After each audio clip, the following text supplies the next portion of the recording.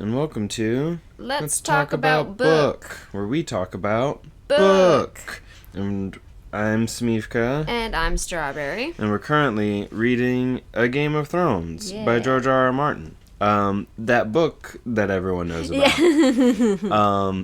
And I've read it before. You're the first reader. Yeah, I've read it before, not really. Because you read it like once before back in the day, and maybe yeah. some of the second book or something.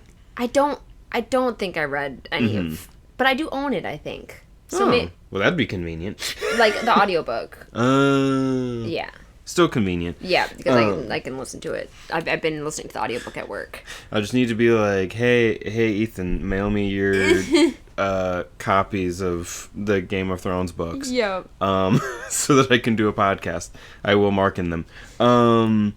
We can get like some of the paperbacks or whatever. Those are a lot cheaper, like the mass market paperbacks. I wonder if they'd have them like at the library. I shouldn't like write in them and stuff at the library, but it might still be they useful probably. I wouldn't be surprised if they had copies there. Yeah. It could be on like a list and stuff that like, it could be a popular. Yeah, could be. But anyways, because you also watched a bit of the show. Yes. And whatnot, but you know the similarities and differences between the show, people can tell you all about that, right? But yeah, last time we did a little section at the beginning that was a what you remember / character impressions section, and so maybe we can do that again now that we've read a bit more. What stuff did you sort of remember from last time, like, what of this did you remember? How did you feel about some of these, like, characters that were in their perspectives now? I remembered that the dog was going to be killed, and I didn't want to read that. Yeah. I actually did skip over, like, Ned killing. Well, the book also does. Yeah, as soon as he started to, I skipped it. Skipped it and went to the next chapter. Yeah, because we just get him, like, looking at the dog and being sad, and then it just kind of goes, once it was over, and we don't get any, like, description of it, we just get him looking sadly at the dog, and then when it was over. Because I skipped it. That makes sense. Yeah. Because, okay, I'm gonna let you know now, so this is, like, my comparison. When I play Breath of the Wild or Tears of the Kingdom, I absolutely refuse to kill any of the foxes. If I need to kill one of the wolves because it's, like, messing with me so much that I can't do anything, then I will. But I'm very sad about it, and I don't like it. And I turned down the volume. It's not my favorite, but I absolutely refuse to kill any of the foxes. So that's... You know. Yeah. Yeah. That would be me. Because you like grew up with dogs and stuff. Yeah. And I've always been like around dogs. I actually grew up with a dog named Lady. Oh. Wow. That adds a whole another dimension to that. I didn't know that. Yeah. It wasn't my dog, but like the close friends of ours, like the Pipe family, they had a dog named Lady, and so I very much grew up with that dog. That's crazy. Yeah. Yeah, you were primed to not like that section. No, and I also, like, the kids are young, and so I have a whole thing with that, too. It's Yeah. Yeah, and you were not happy when you got home that day. Not really, but, I mean, it's... Yeah. It's the point of it. It's like the point. It's kind of how it's supposed to make you feel. Right. Know? Yeah. So like it was successful in its writing. Right. Right. Yeah. I think the little one's like, oh, you're doing the thing? Yep. It's time for me to do my little dance now. Her little puppy dance. Yeah. We do have a little video of that. we should like, I don't know, put it up sometime. But yeah, so you remembered that. You remembered the stuff with the dog. Have you ever actually like used the doesthedogdie.com? No, I haven't. Yeah. But I didn't watch the first half of John Wick. Specifically because of that? Yeah. Yeah. Like someone else was watching it and I was like there or whatever, so I was like, I kind of had headphones in and did something else, and then like halfway through the movie I started watching. Gotcha. Yeah. Yep. It's because, like, I don't have that. Yeah. And so it's just, like, it doesn't hit me in that same way. Yeah. And so sometimes it's just, like, I have to, like, remember that it does. Yeah. But yeah, so you remember that? Yeah. Do you remember anything else from this, like, section? I remember Bran. Like, Bran falling. Yeah. But the chapter itself, I really liked, like, actually, reading it again and stuff. And I do remember Arya, like, I just had, like, Arya getting the sword or whatever? Right. And I didn't remember the entire scene, but just, like... that it happens. Right. And that, like, she's close to, like, Jon. Right. And stuff like that. Mm-hmm. And then, like, the kind of... I forgot how much tension there was between Arya and Sansa.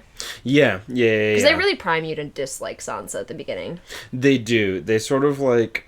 I feel like there's a whole... And we'll get into it more once we get to that chapter. A whole thing about, like... We're primed to dislike Sansa, but then really bad stuff happens to Sansa that makes you go, like, oh no, but not this. Yeah. You know? It's like, Sansa, you need to stop. Oh no, wait. Yeah. And, you know. Anything else? You'd forgotten about the whole assassination attempt. Oh yeah, I forgot about the assassination completely. Mm-hmm. Like, I was like, wait, what's happening? Right. It's like, what now? Yeah. And so some, like, character impressions. I remember really liking Arya. Mm-hmm. Like, kind of like tomboy type, you know. Right. Mm-hmm. And all of that. Sort of the contrast between Arya and Sansa. Right. Where she's tomboyish and Sansa's girly girl kind of stuff. So we get, like, our first Arya perspective chapter, and then you've already had Bran. Yeah. And Tyrion, we get our first Tyrion perspective. Right. Them, like, first it's him, like, just in Winterfell with his, like, siblings, and then later whenever he's, like, right. Yeah, like, kind of sibling relationship and stuff like that. Mm-hmm. First impressions of Tyrion. I think the TV show has a bit of impact on... Oh, yeah. You know, just, like... It is that way with like some of the characters, but I feel like Tyrion is one of, like, the most kind of... He was sort of, like, one of the most beloved characters coming out of the TV show, especially. Like, people really loved him in the TV show because Peter Dinklage was just really good in the role and stuff. Again, so I think my memory of him is... Very much colored by that. Right. Yeah. That makes sense. And I feel like it's very interesting. Alt Shift X is a whole video comparing, like, show Tyrion to book Tyrion. He's a bit harsher in the book. Yeah.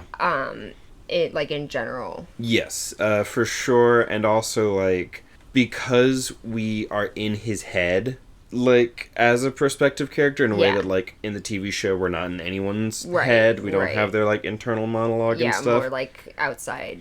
It really sort of, like, changes your perception. Because, like, Tyrion, you know, not that, like, you know, Tyrion has, like, a way with words and stuff that is a part of his character.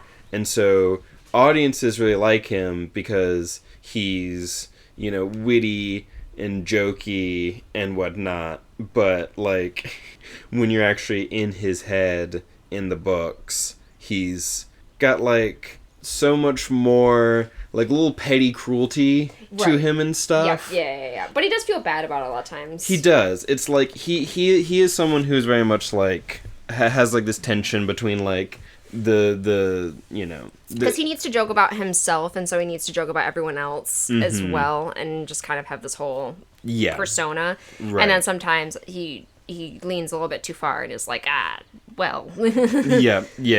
And Tyrion's a very interesting character, and he's one of George's favorite to write, he has said. Got you. And I feel like you see that a lot, which is how much Tyrion you get. Yeah. It's like you get a lot of Tyrion. We get even more Tyrion in the show because Peter Dinklage is great. And they just want to, like, throw more. And so they also, because people like him so much in the show, they definitely make Tyrion more sympathetic. Yeah. You know, makes sense. They lean more into the sympathetic side of him, and some of his, like, flaws and stuff get a little bit sanded out and stuff, because, oh boy, you will see as it goes on, both sides of Tyrion. Yeah.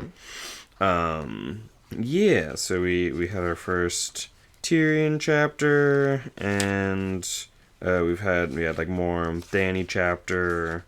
I think, and I don't. Oh, we get our first Sansa chapter. Yeah. And I think that's the only other sort of like new perspective we get in this section. And the Sansa chapter is something. I mean, it's not so much the Sansa chapter so much as the Ned chapter after it that's like so bad or whatever.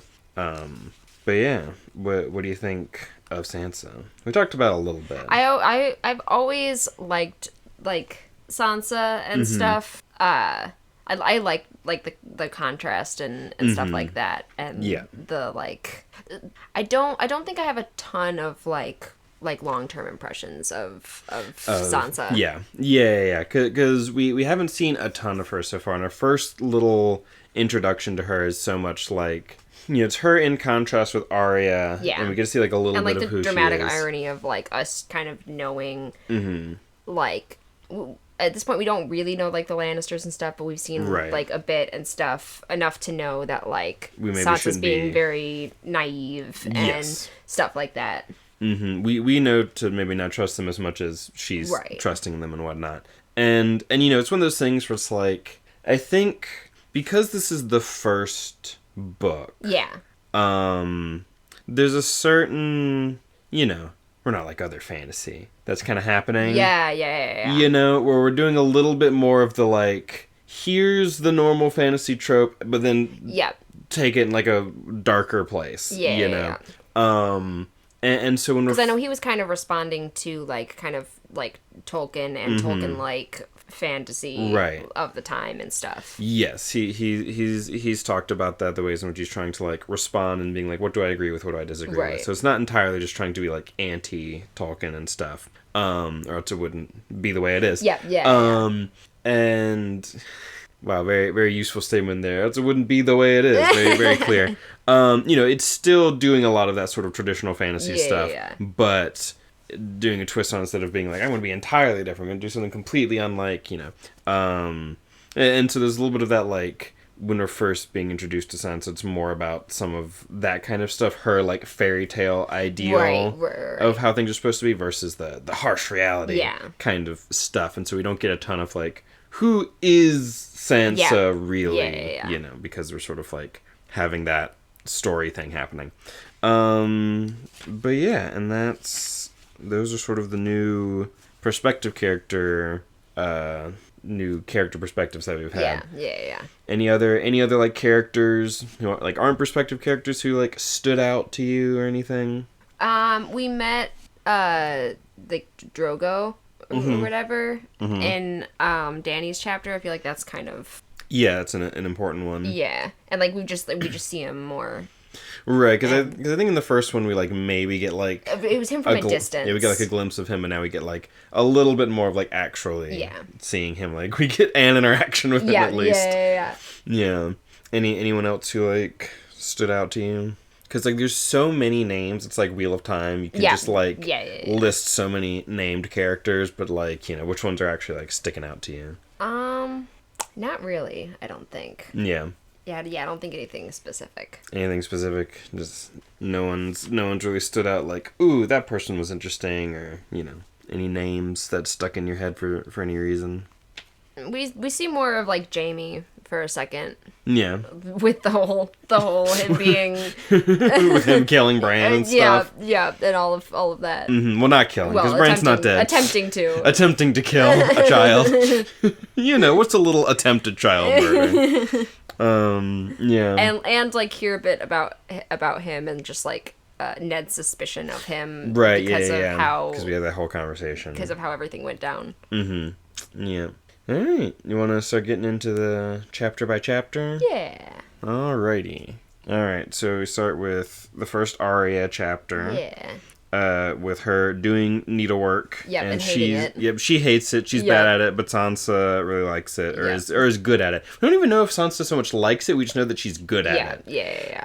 Sansa's more naturally better at a lot of these sort of ladylike things. Right. And it's like And so, like, I'm like, does Sansa even like it? Or is she just good at it and it's what, like, gets her praise and stuff? Right. And so she just, like, does it. You know, that's some of the stuff that you kind of, like, want to see from Sansa, I feel. But Arya's like, I hate doing this. Wouldn't be surprised if she, like, kind of wants attention from, like, her mom and stuff. Like, not like a bad, you know, just like a, just normal child kind of way. behavior. Because, like, I mean, we see Catelyn, how much she cares about... She cares more about her sons to begin with, and then cares more about Bran than any of her other sons. Yeah. And so I could see, you know... Right, yeah. Yeah, how she's sort of fighting for, like, attention and stuff. Right. Some things that I have highlighted, you know, Arya has the hands of a blacksmith. You know, just the sort of sense of her being, like, more rough and tumble. Right. Just names being thrown at us. Beth Castle, Jane Poole. Yeah. Just some of the, like, other children, like, Beth Castle's Sir Roderick's little girl. Jane Poole is just someone, like, whispering in Sansa's ear. Just, Sansa has these, like, little, like, friends around the castle, while I feel like Arya is a bit more, she's not hanging out with, like, the other sort of girls her age. Yeah. She's hanging out with, like, Jon and stuff. And, like, watching the boys fight with swords and whatnot. So it's just sort of, like, Sansa has, like, a little social group, and Arya's a bit more kind of, like... On her own, perhaps. Yeah. And she's, like, hiding from the tutor lady. Yes, yeah. Septa Mordain or something like that. Who, by the way, she's a named character, so there are theories about who she is. How X person is secretly Septa Mordain or whatever. Just like... Wild. Yeah, just like I love to just throw these, like, because the series has been hiatus brain for literal like decades or whatever. It's just any minor named character has some theory about them. Hiatus brain can do some crazy things to a fandom. Poured over every single name in this book. Could this person secretly be this other person? Maybe. You don't know. Because the thing is that, like, Septa Mordain or whatever her name is a name that, like, Alt-Shift-X was, like, mentioning. Like, it was, like, him and Glidus, they do these, like, theory videos together. And it's just, like, you know, secretly. Got you, yeah. and I'm like, who is that? And I was reading this and I'm like, oh, her?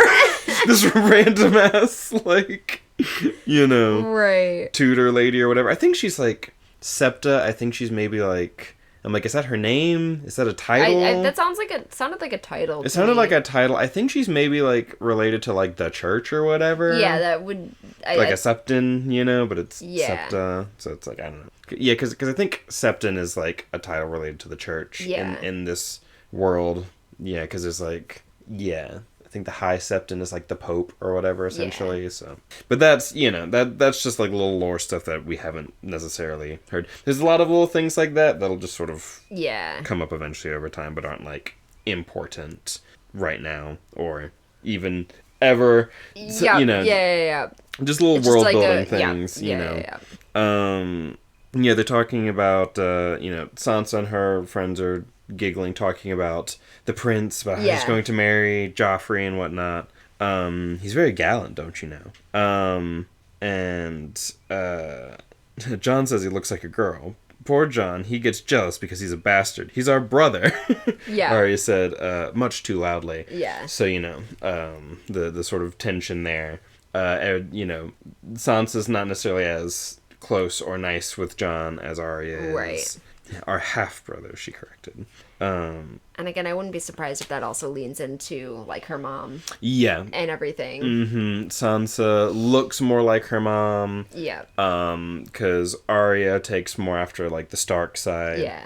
While Sansa takes after the Tully side with, like, the auburn hair. Right. Auburn is, like, more, like, it's like a kind of brown, like a...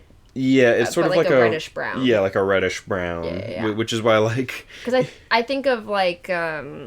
which I feel like you get with Sansa in the show. That's right. But it's, like, very red hair in the show. It's closer to, like, like, you know, a dark red than like a... Yeah, it's like some people do sort of interpret them as being more redhead and some more like sort of the brown, but like a reddish brown. Yeah.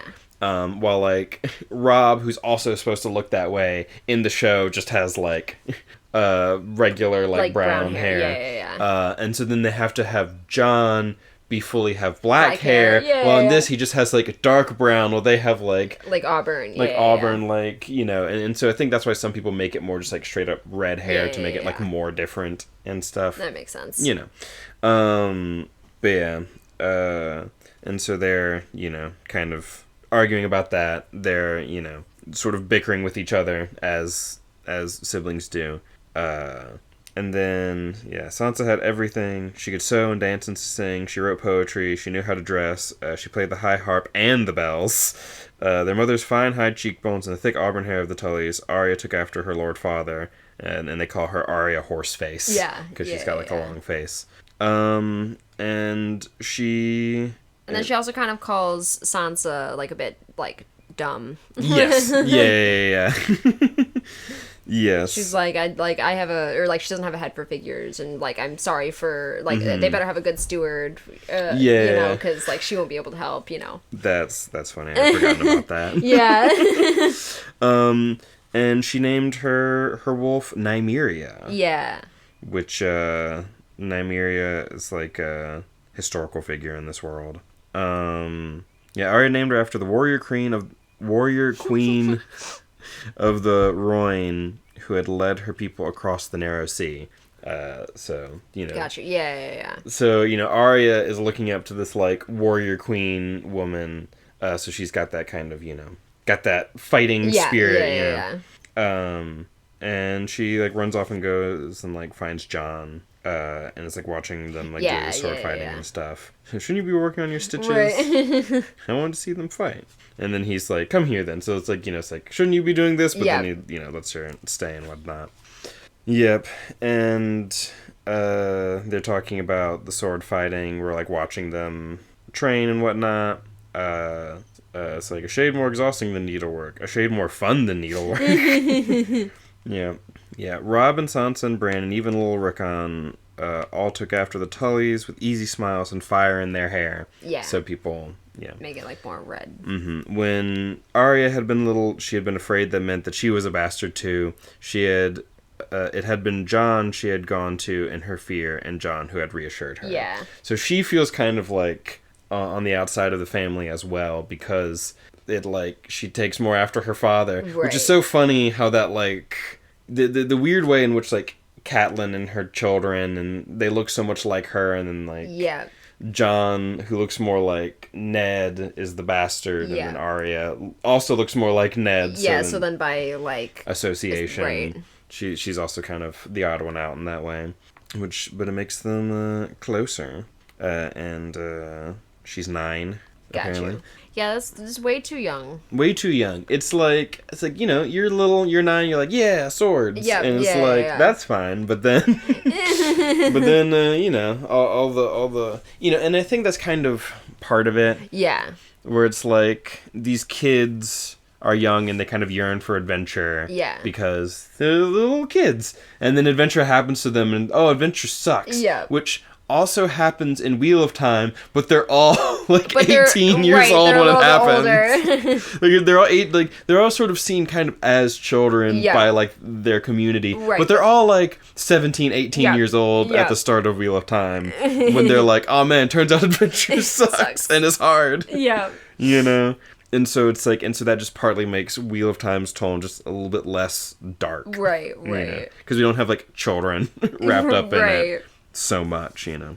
There's like, because children are like mentioned in Wheel of Time, but we don't get children as like characters as much in this way. Not really. Like, honestly, the main kid that I can like even think of is Oliver.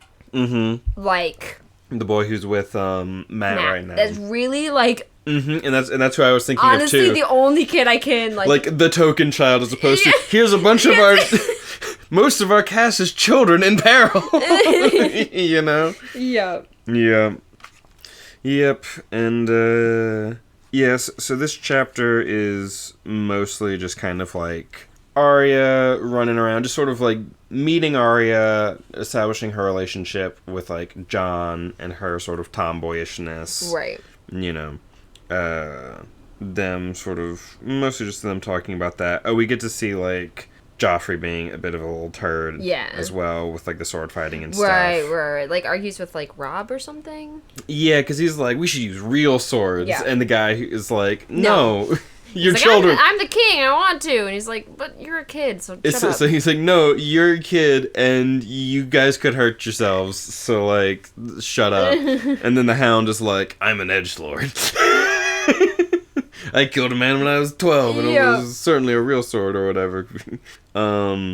Yes. Robb may be a child, Joffrey said. I am a prince. Yeah. He's just a little shit, because he's like, Robb's older than him. Yeah. Like, Joffrey's like 12, maybe, I think? Yeah. I think he's like 12, and Robb is like 14. But he's like, you're a child, I'm a prince. And he's just a little shit. Joffrey is truly a little shit, he told Arya. No, Jon says it specifically. Live steal. Done, Robb shot back. You'll be sorry. Yeah. Live steal is too dangerous. I permit you turn these swords with blunted edges. Yeah. Yeah, and then that's when Sandor Clegane, the Hound, shows up and is like, hello, I am an edgelord. Yeah. Yeah, and then like they eventually go off and Jon and Arya are talking, and it's like, oh yeah, the show's done.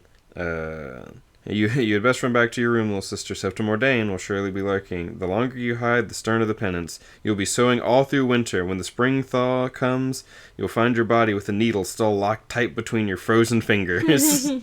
I hate needlework. It's not fair. Nothing is fair. He messed up her hair again and walked away from her. So it's like, you know, they're all little edgelords. Yeah. The North will do that to you, I guess. And also the cruelty of the Lannisters, I guess, since the Hound's a Lannister guy. Right. Yep. And then, of course, she goes back to her room, and her mom and Septa Mordain are there. Right.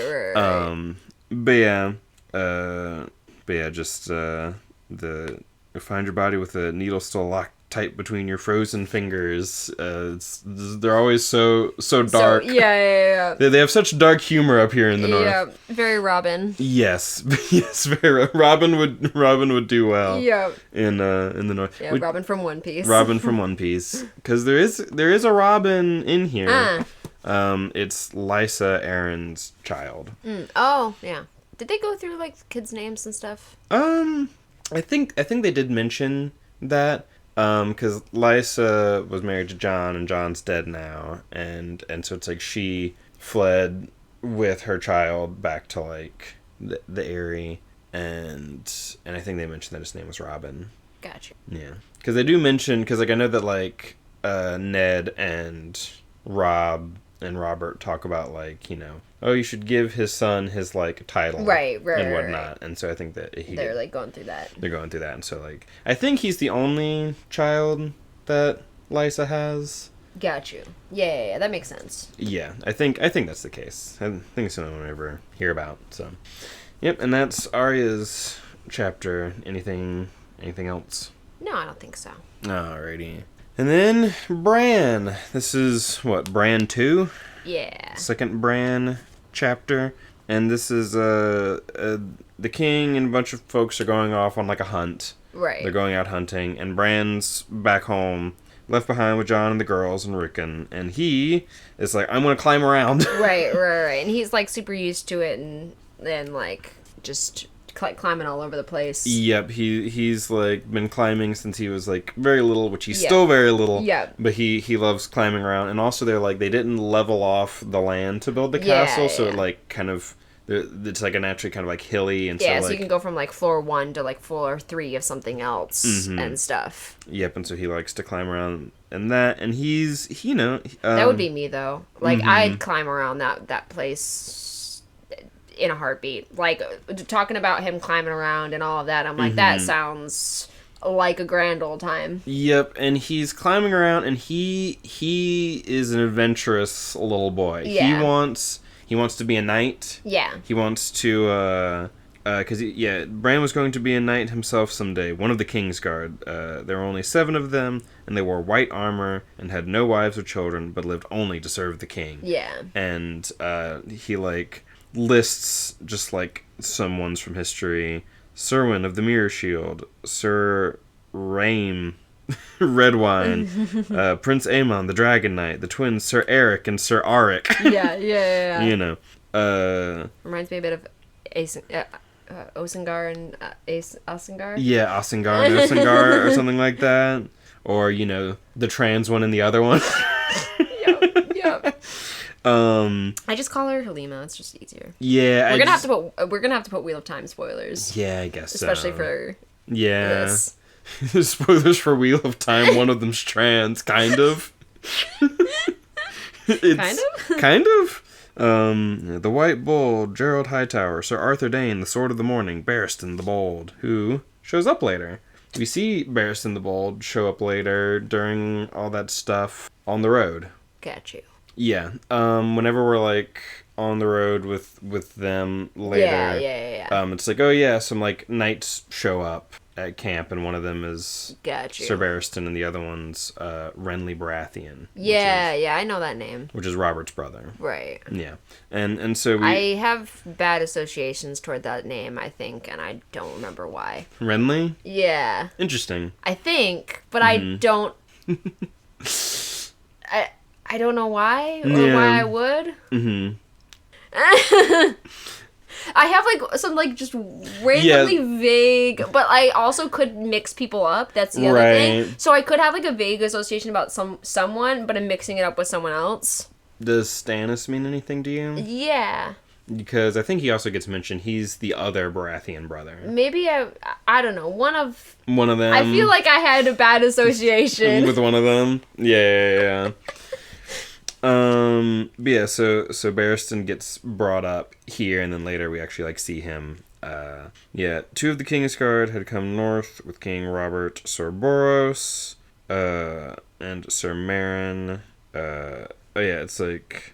Sir Boros was a bald man with a jolly face, and Sir Meryn had droopy eyes and a beard the color of rust. Sir Jaime Lannister looked more like the knights in the stories, and he was of the Kingsguard too. So I think the others are, like, that he mentions aren't Kingsguard. They're just, like, regular knights. And he's just comparing them to Jaime, who is a Kingsguard, and has, like, the white armor and stuff. The greatest living knight was Sir Barristan Selmy, Barristan the Bold, the Lord Commander of the Kingsguard. And Bran had been marking the days on his wall, eager to depart, to see a world that he had only dreamed of, and begin a life he could scarcely imagine. Yeah. And, of course, it's the, you know... boy, oh boy, I sure can't wait for all these great things to happen, you know, before I step into traffic and get run over. Right. And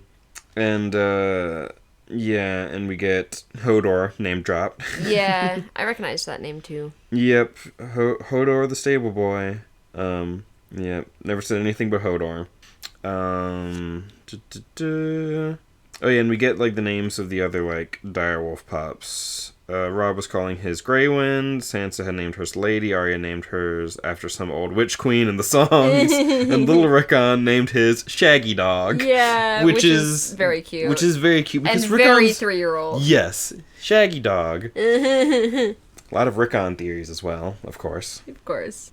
I mean, listen, by the time we're at the end of the book, he's, like, 5 maybe? So, you know. So he could go on a whole quest. He could go on a whole quest, you know? He's on a quest with Shaggy Dog and all that jazz. Kill 10 people. Exactly. I'm sure. Listen, anything could happen. We like, the next book comes around and Rickon comes out and he's fucking 20 years old and you're like, what happened?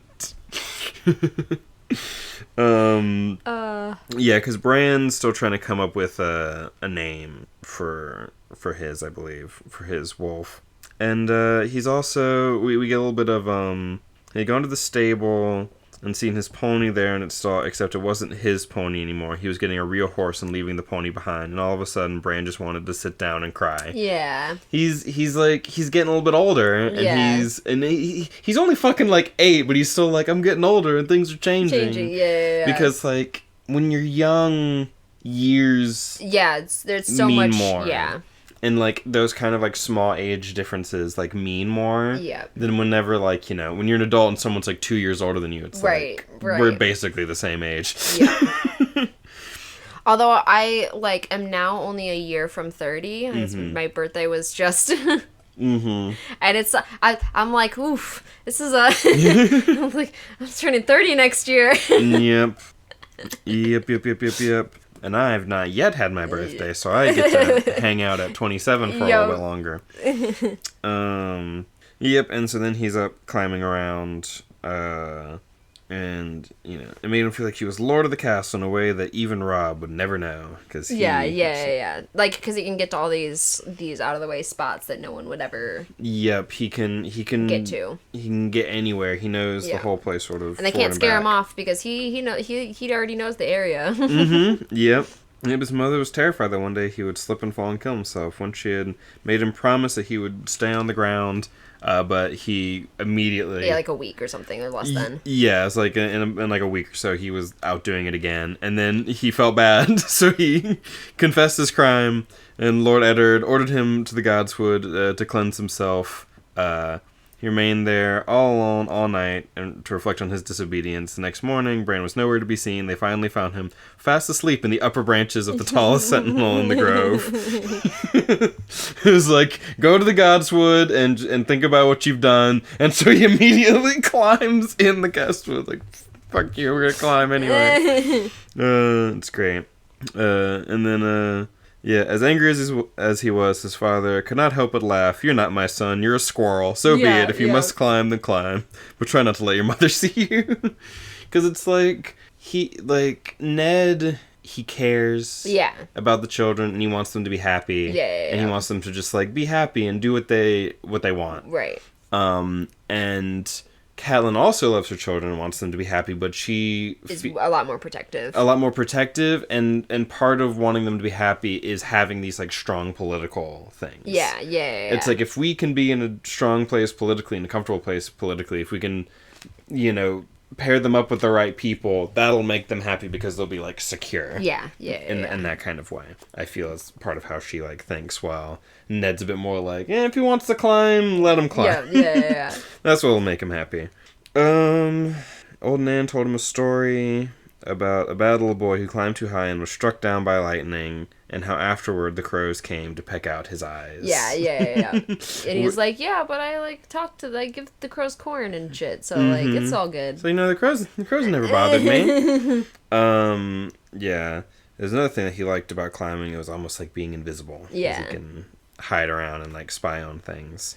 Yeah, because he talks about, like, people don't look up and stuff like that. Because I was thinking about, so I used to smoke out on the roof. And so I would open the window and, like, just sit out, like, on the roof. But it's facing, like, the street, like, the road or whatever. But so people would be just, like, walking by. And so I'd just be sitting there, just kind of people watching from the roof. And, like, a majority of the time, like, no one would see me. Like, even from, like, looking across, like, a pretty good distance, you would think that they would be able to just, like, see you there, but people really don't look up. Every once in a while, I think it happened maybe twice, I, like, caught someone's eye, and it was just like, you don't see me. And they're just like, look at me. They're just like, what? There's a person up there. I'm just, like, sitting on a towel. Like... That's funny. And it's a quite slanted roof. Like, it's not. It was not a flat roof. Yeah. Yeah, that's too scary. I wouldn't do that. I definitely had the thought multiple times. I'm like, you cannot fall because you cannot be the person on the news who fell and killed themselves trying to smoke on the roof. Yeah. It's just not happening. Yeah. That's great. But I love climbing around and being up, like, in high places and stuff like that. I was never good at it. I was never good at, like, climbing and stuff. I loved climbing trees, getting up as high as I could. Like, I still, like, I'll look around places and I'll just be like, oh, that'd be a cool place to sit. Like, I'll be just, like, looking at, like, plumbing in, like, a big building or something. Like, ooh, I want to sit on top of that, like, that thing up there and just sit there. Yeah. Yep. I definitely get that. Mm-hmm. So then we get some description of him, like, scampering around all over the place. Until eventually... Honestly, it's probably my favorite part of these chapters. Yeah. Was like him running around and... Mm-hmm. Him scampering around and, like, with, like, the gargoyles. And going to all these places. And then eventually he ends up at Jaime and Cersei's window. Yeah. Listening. Well, they weren't supposed to be there. No. Like, no one was supposed to be in that tower at all. Yeah. It was supposed to be empty. Yep. Yeah, the first keep is what it was called. And it had been empty all his life. But then they're in there talking. Talking. Well, it's... No, I know. They are talking first. Yeah. I'm just... Oh, yeah, no. Because, you know, it's like they're talking about, like, you know, all the stuff like, oh, you should be a hand of the king. And it's like, no. Yeah. It's not an honor I want. Far too much work involved. And then they mentioned Stannis and Renly. He was like, I thought that Stark would have refused. Yeah, that's why she was okay with, like, offering, because she was like, well, he was not gonna do it, so. Yeah, but and he wasn't, but then but then he gets the message about, like, oh, they murdered Jon Arryn or whatever, so then he's like, well, you know. Yeah. But then he's like, I shouldn't go, and then she's like, you have to go. And then Catelyn doesn't want him to go. Yeah, it's a whole thing. Yeah, it's a whole thing, because she's like, you should go, and he's like, I don't want to go. He definitely shouldn't have. No, he shouldn't have. Like, blanket, they just should have stayed home. All, like... Oh, yeah. It's in every way. It is one of those things for that story of, like, if they had just stayed home, it would have been a lot better. Like, genuinely, in a lot of ways, I think the story would be very different if they had just stayed home. But unfortunately, they did not. And so then they're just kind of, like, arguing about that. And Cersei's... Arguing and flirting. Yeah, and Cersei's like, you know, he's like, he's gonna move against us, which she's actually right, in a way. But you know, she's worried about, like, you know, Lysa Arryn and all that, and Jaime's like, Lysa Arryn's a frightened cow, don't worry about it. Yeah, so they're just kind of going back and forth, and... Yeah, he's still in love with the sister, the insipid little dead 16-year-old. Yeah. How long till he decides to put me aside for some new Lyanna? And it's like, no. It's like, you are right in some ways. Yeah. But also it's like, he's too focused on this to find anyone else. He's like, Robert's just like, so living in the past. I could see him finding another obsession, though. Yeah. Like... Not, like, right now, but right. I could see it. Like, in the long run? Yeah. That's... I see that. Yeah. Like, and he would still, like, he would still have, like, you know, that kind of, like, past feeling and stuff. Yeah. About Lyanna, but I think he could... Find a new obsession. Yeah, it's just, like, Robert's someone who lives so much in the past, in, like, the glory days and the imagined glory days, that I find it hard for him to, like, move on. But he could maybe find, like, a new, like, obsession. There's been a bunch of stuff in this that's been reminding me a bit of Stormlight in different ways. Just, like, some character things. Types and stuff. Yeah. And so then, you know, they eventually move from talking to... Yep. To fucking, and Bran sees them and doesn't even really know what's going on. But Cersei's like, he saw us. Yeah. So he did, the man said. Take my hand before you fall. What are you doing? The woman demanded. How old are you, boy? 7. The things I do for love, he said with loathing, and gave Bran a shove. Yep. Yep. And, yeah, he falls backwards. Somewhere off in the distance, a wolf was howling. Crows circled the broken tower, waiting for corn. Yeah, yep. Yep. And whoop, there goes Bran. Yep. Doesn't die, but there goes Bran out the window. Poor little boy. Anything you have to say about this section? I don't think so. Yeah. Yeah, and we get to see some of the, like, Cersei Jaime relationship here. Where it's like, Cersei has all these sort of political ambitions, and Jaime doesn't give a shit. Right.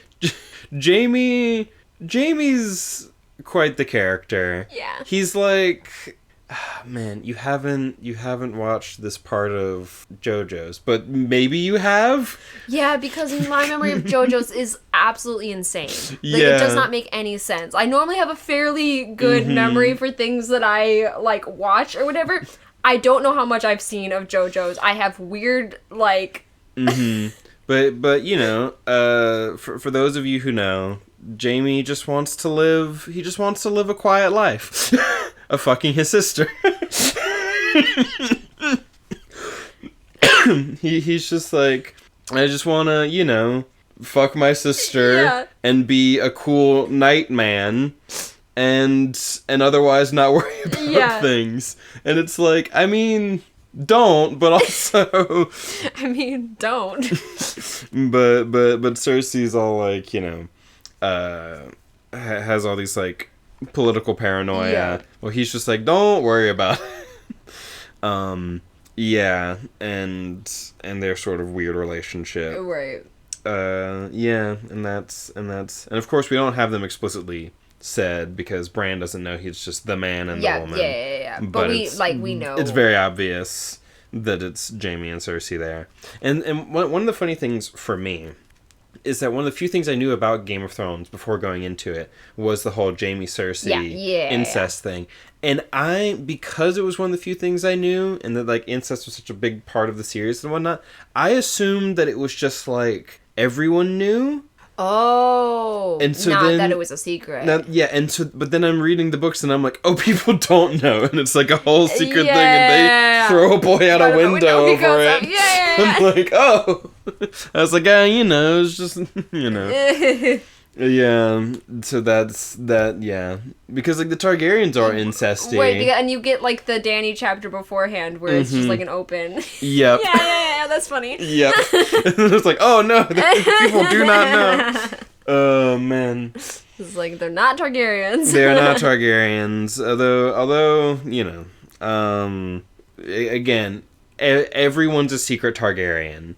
Like the theories, literally. Anyone and everyone's a secret Targaryen. Yeah.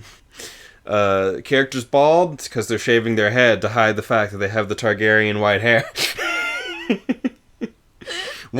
There's one person for whom that's actually maybe a legitimate thing to worry about, but then others where it's just like, well, you know. Well, they are bald. Well, they are bald. You know what that means. You know what that means. Alright, so that's the Bran chapter. And then we move on to our first Tyrion chapter. Yeah. And Tyrion is, he's like wandering around Winterfell. I feel like I don't remember this chapter very well, unfortunately. Yeah, this chapter, it really, I feel like this chapter is a little, not exactly a nothing chapter, but it's, you know, him talking with his, like, siblings. Sort of like after this stuff has happened, he's like, oh yeah, no, the boys like, you know, right. And like talking, because there's like, that's what it is. There's like that, like the kind of tension, like him being, cause he's kind of not confusing them. Wow, I just got myself confused. Yeah, got yourself all twisted up there. It's also when he talks to, first he actually talks to Joffrey and has that little interaction where he slaps him and stuff. Yeah. But then there's, like, him talking with, like, his siblings where there's a little bit of the, like... Because he starts to, like, kind of, He's kind of, like, prodding them. Right, and kind of be like, what, like, it's your fault. Like, you did something. Yeah. Like, you were responsible in some way or whatever. Yeah. Like, hinting at that, maybe. I think so. I think that is part of it. First he has this thing with, like, Joffrey, where it's like, Joffrey's pastime, you called on Lord Eddard and his lady and offered them your comforts. What good will my comfort do to them? None. It is expected of you. Your absence has been noted. Stark boy is nothing to me. I cannot abide the wailing of women. Because Joffrey's the worst. He's a little shit. Tyrion reached up and slapped his nephew hard across the face. One word and I will hit you again. I'm going to tell my mother. Tyrion hit him again. Now both cheeks flamed. You tell your mother. But first, you get yourself to Lord and Lady Stark and you fall to your knees in front of them and you tell them how very sorry you are that you are at their service and if there is the slightest thing you can do for them or theirs in their desperate hour and that all your prayers are with them. Do you understand? Do you? And then he starts to cry. Yeah. Yeah, the prince will remember that. I pray he does. If he forgets, be a good dog and remind him. Yeah. And I think they have a scene like this in the show. There's a whole, like... Yeah, I remember. I think I remember the scene from the show a bit. I think they moved it around a little bit, but I think like a similar thing happens. They like one of the people is like doing like a joke about Tyrion being like short and not being able to see him or whatever. Mm-hmm. Is that like in this whole thing? I don't remember Tyrion being short and not being able to see what. Like, cause he like walked in or whatever, and the one of them was like, "Oh, where did that voice come from?" or something like that. "Oh, I couldn't see you." That type of. Yes. I think Clegane does that. Okay. Maybe that might have been the Hound who did that, or maybe it was Jamie. Did Jamie do that? It wasn't. It was because it was like he said it was like a consistent thing that like one of the. Mm-hmm. Yeah, I think one of the guards or knights or someone. I think it was the Hound. I think it was Clegane who said that then. Yeah, because I think and that's why he's like. Mm-hmm. Said like because that's a voice from nowhere. Yeah, voice from nowhere. Sandor said. Spirits of the air down here. Yeah. The little Lord Tyrion, my pardons. I did not see you standing there. So that's Clegane because Clegane is also the worst. He's also just a piece of shit. The king has not slept at all. He is with Lord Eddard. He has taken their sorrow deeply to heart. I think at this point, he's talking with Cersei. Yeah, a cold, cheerless meal had been laid out in the morning room of the guest house. Jaime sat at a table with Cersei and the children, talking in low, hushed voices. And Tyrion is Robert still abed? He hasn't slept at all. He's with Lord Eddard and all that. So, like, Robert is genuinely, like, upset about all this because he, like, for as shitty as he is, he does still, on some level, care about Ned and his family and whatnot, even though only so far. Right. It's one of those things, like, a child having this kind of accident will actually make Robert upset. Right. But he's somewhat uncaring in other ways. And he's, like, looking at... it's less that something happened to a kid and more that it happened to someone that his friend cares about. Yeah. I think that you're right about that. Tyrion wondered what it would be like to have a twin and said that he would rather not know. Yeah. Bad enough to face himself in a looking glass every day. Another him was a thought too dreadful to contemplate. Yeah. Do you have news of Bran? Yeah, because then he like thinks about how like he's treated well because he's like royalty, but also horribly because he's a dwarf and all of that. Yep, it's very much part of the sort of duality with Tyrion.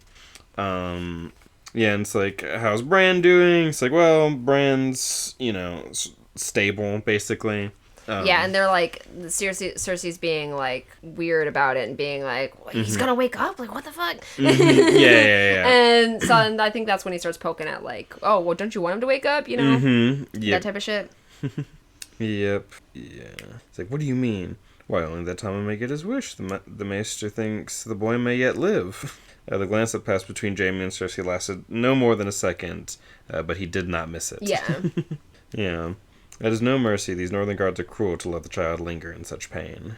And that's what Cersei says. It's like trying to sort of like a polite way to say that he should die. If he wakes, he will never walk again. If he wakes, is that likely? Yeah. So it's all that sort of like tension about that. And then they're talking about, like, they're going to be leaving, and they're going to have to, like, leave Bran and stuff, but they're still going to be, like, leaving back to King's Landing. Yeah. And Tyrion's like, Benjen is returning to the Night's Watch with his brother's bastard. I have a mind to go with them and see this wall we have all heard so much of. So he talks about, like, I'll go to the wall. I just want to stand on the top of the wall and piss off the edge of the world. The children don't need to hear this filth. Yeah, like, it's always, it's kind of funny to me. Cersei kind of reminds me of, like, my ex's mother. Yeah. Where it's like, the thing about swearing, but then is also just like a piece of shit. Yeah. Like swearing's not what you need to be worried about right now. Yeah, he could end his torment. Jaime said, "I would if it were my son. It would be a mercy." Yeah, and then they're just like sort of going back and forth about that more. Yeah. And like, and Tyrion being like, "Well, I mean, he'd be alive, so like there's that." Right. It's like it's better for him to be alive. I hope the boy does wake. I'd be most interested to hear what he might have to say. Yeah, and then there's that, too. It's like, because Tyrion's like, y'all are being suspicious, and I think, and like, I know you well enough to be like, what did you do? What did you do? There are times. What did he see? Yeah, there are times when you give me cause to wonder whose side you are on. Why, Jaime, my sweet brother, you wound me. You know how much I love my family. Yeah. Yep. Yeah, the Lannisters are not a functional family. Right. Like, a big part of the Lannisters is how much of a dysfunctional family they are. You know, Cersei and Jaime being, like, narcissistically, like, attracted to each other. The way that they mistreat Tyrion and how that's affected Tyrion's relationship with them. Although Tyrion is sort of closer with Jaime than with Cersei. Right. He said that, like, Jaime's the one that's, like, treats him with respect or whatever. The only one who treats him with respect. Right. But, you know, in this case, with the Bran stuff, it's like, Yeah. There's a little bit of stuff going on there, so sort of getting between them. Man, so that's the first Tyrion chapter. Got anything else? And then we get Jon. Have we had a Jon perspective chapter before this? Thought we did, but maybe not. We did. We had one, so this is the second Jon chapter. Gotcha. Jon II, as if it were the Bible or something. Yeah, second Jon. Yep, Jon climbed up the steps slowly, trying not to think that this might be the last time ever. He's, this is Jon's, like... Yeah, like, saying goodbye and everything. Saying goodbye chapter. And it's... Catelyn being the worst. Catelyn's the worst in this. Like, it's so... This chapter, I remember just, like, reading through and highlighting and being like, it's so sad. Yeah. Because, like, he goes to the room where Bran is, and... Catelyn's just been there the whole time. Yeah. She never leaves. She has her meals taken there, a chamber pot brought in, all this stuff. Lady Stark, close on a fortnight, not for a moment had she left Bran's side. She fed him herself, the honey and water and herb mixture that sustained life. Not once did she leave the room, so Jon had stayed away. Yeah. Yeah, because Jon's like, I don't want to be with her. Right. So I haven't been able to see Bran either, which is, its own kind of... And she doesn't care. And so, like, he shows up and she's like, what are you doing here? A voice strangely flat and emotionless. I came to see Bran to say goodbye. You've said it. Now go away. Yeah. Yeah. And he wants to run away, but he's like, I might not see Bran again. So he's like, please, I told you to leave. I don't want you here. He comes in anyway. Yeah. So, like, listen, it's like once that might have made him cry, now it only made him angry. He was going to face worse than Catelyn Tully Stark as a part of the Night's Watch. Yeah. He's my brother. Shall I call the guards? Call them. And then he comes up, but she doesn't call the guards, so he's like, it's close enough, I guess, to her saying it's okay. But Bran is not looking good. He's skin and bones because he's just been in a coma for all this time. And there's something about, like, him doing better when the windows are open and... You can hear the wolves or something. Yeah, that is that's definitely like something like later when we're with like Catelyn again. Rob talks about having the windows open so that he can like hear the wolves and stuff. Yeah, well, I think they talk about it before too, and then they mention that like she like closes it because it's like driving her crazy. Yeah, stuff like that. I think they. Yeah, because that does happen in that chapter as well. Yeah. But I don't remember if it's part of this one or not. Yeah. But yeah, because she's like closing the window partially to like keep it like warm in there for him and stuff. But yeah, his eyes were sunken deep into black pits, open, but they saw nothing. Yeah. Which is creepy.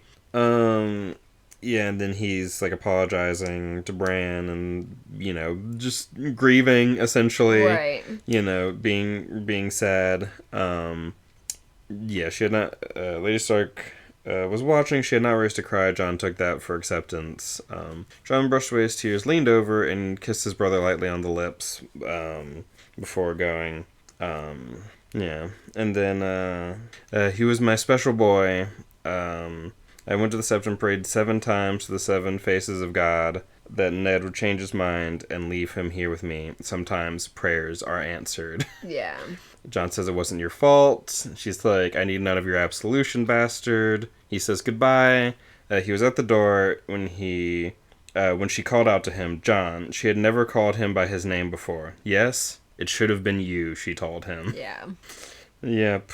And it's just like, it's so... She's just the worst. Yep. Like, the only time that she actually called him by name, and it's to say this. Yeah. It's just like, Catelyn is the worst. Yeah. The worst version of herself right now. Yeah.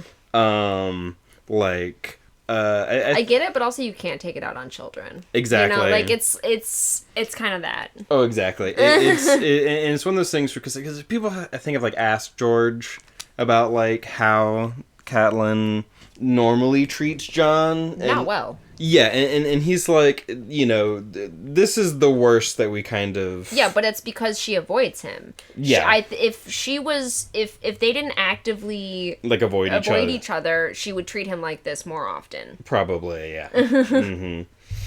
And if she didn't have Ned... Like, Ned around. You know, being very, you know, like...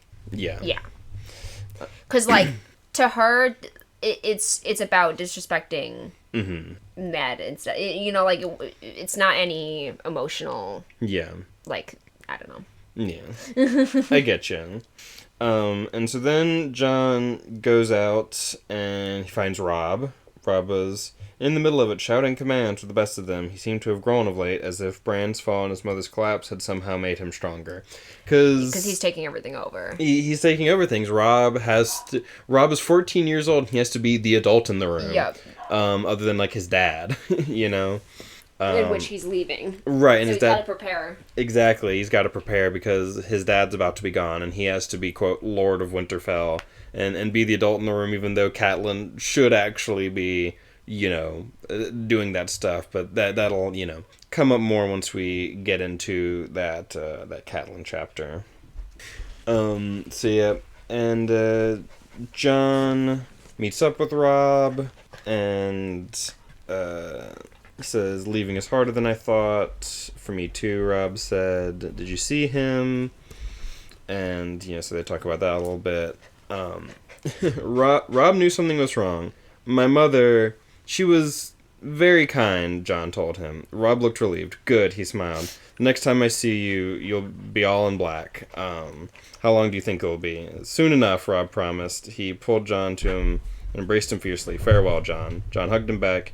And you, Stark, take care of Bran. I will. It's like they have such a nice like an actually like good nice relationship, yeah. Good relationship and like a good goodbye but like Jon is like it's like there's no point in like you know, it's like no, it was fine. Because he would just feel bad about it, and it's not gonna change anything. And also he's like, I'm about to leave anyway. It might as well just, you know, just have a good goodbye instead of us, you know. Talk, you know, so it's sort of making it worse for him. And it's so sad because it's like Jon and Robb are both having to kind of like grow up. In this way, like be adults sooner than they should have to be.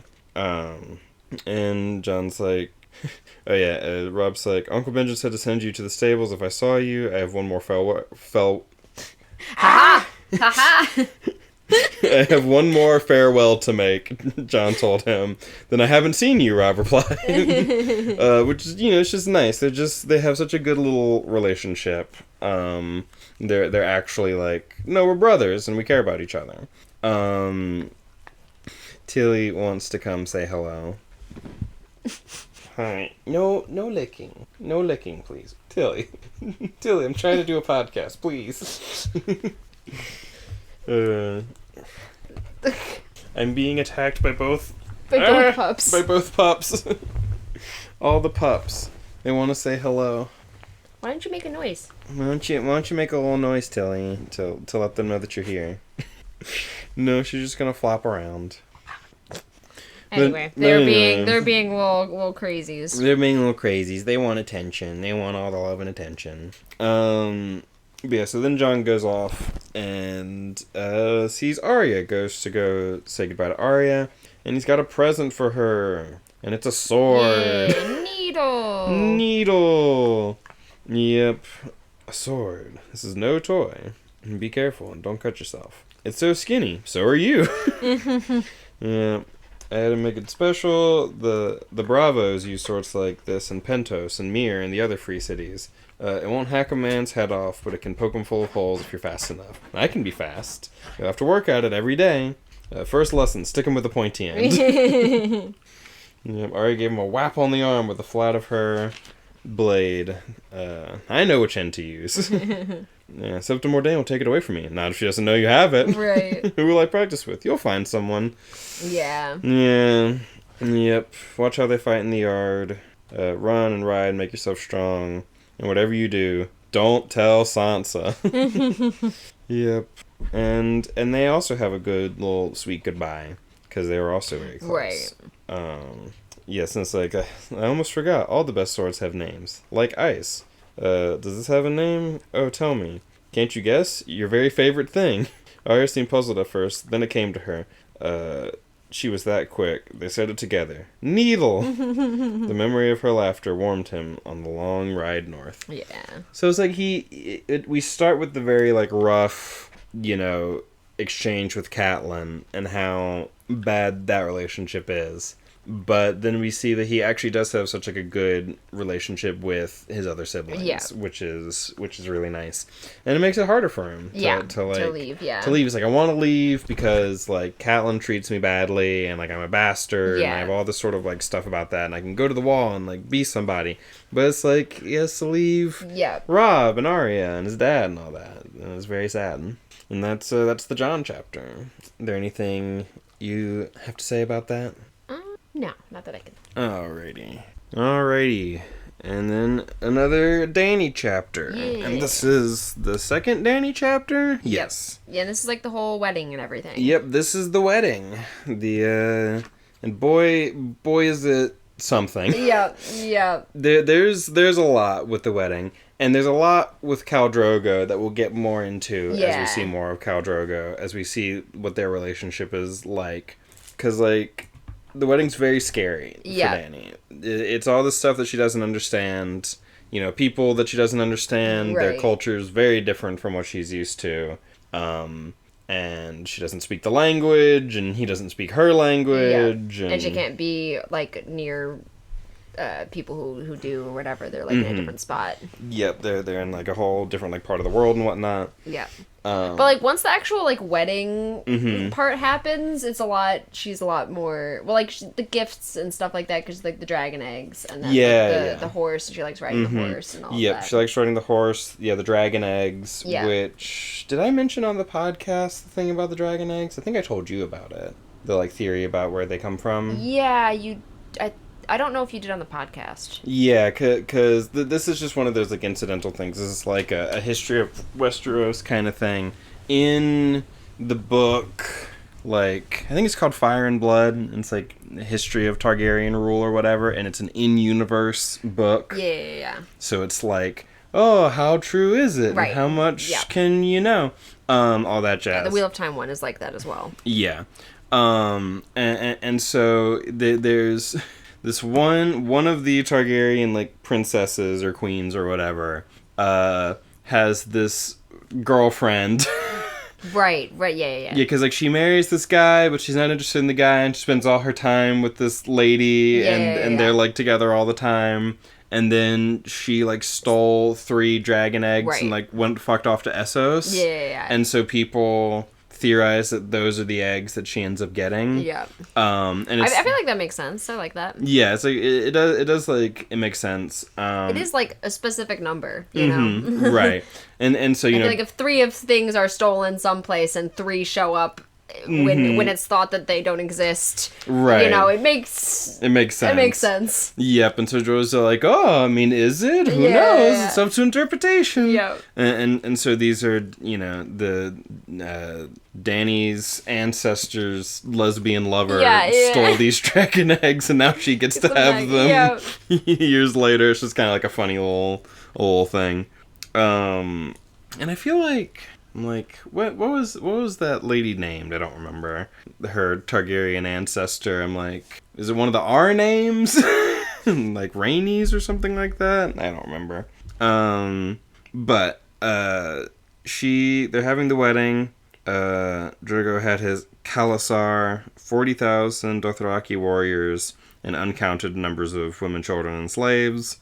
We see Ser Jorah Mormont, who comes up. Right. He's he was an exile from Westeros, and he had offered her brother his sword the night Dany had been sold to Khal Drogo. Viserys had accepted eagerly. Mormont had been their constant companion ever since. Right. And then in the later chapter, we hear that he's spying on them for Varys, who is the spy master for Robert. Right, because that's how they find out that the wedding happened. That the wedding's happening and stuff, or that the wedding happened I didn't pick that up. Yep, in the later chapter, we get Jorah Mormont. Yeah, I don't. For some reason, I didn't. Yeah, it'll. The problem is like a lot of these names, like I do recognize just from being thrown around and stuff. Yeah. So sometimes if something's like repeated, I'm not sure if it's like repeated in this read through or something, or if it's just a name I recognize because I recognize it a lot of names. Yeah, because the name's just like in the general cultural ethos and whatnot. That's a good. Yep, it's a good thing to sort of keep in mind. Because I don't think I knew, like, I don't think I got that my first read through. I didn't get that in the show. I don't think I just fully. Yeah. Jorah, because Jorah gets mentioned earlier in, like, the first Dany chapter. It's like, and there's Ser Jorah. And then here it's like, there's Ser Jorah. And then again, it's like, Ser Jorah Mormont. You remember him? That guy who was selling people into slavery and then he ran off. And that's like, oh yeah, fuck that guy. And it's like, yeah, well, he's spying on Dany for me. Right. And it's like, okay. Yeah, I didn't get that. But yeah, and then Illyria's like, I've told you, all is settled. Trust me, the cow has promised you a crown, and you shall have it. Yes, but when? When the cow chooses. After they are wed, he must make his procession across the plains and present her to the Dosh Kalin at Vais Dothrak. After that, perhaps, if the omens favor war. And then Viserys is like, I piss on Dothraki omens, the usurper sits on my father's throne. How long must I wait? You have waited most of your life, great king. What is another few months? Another few years? So one thing I wanna kind of like ask you. Some questions that I was like thinking about after like the last episode and going into this.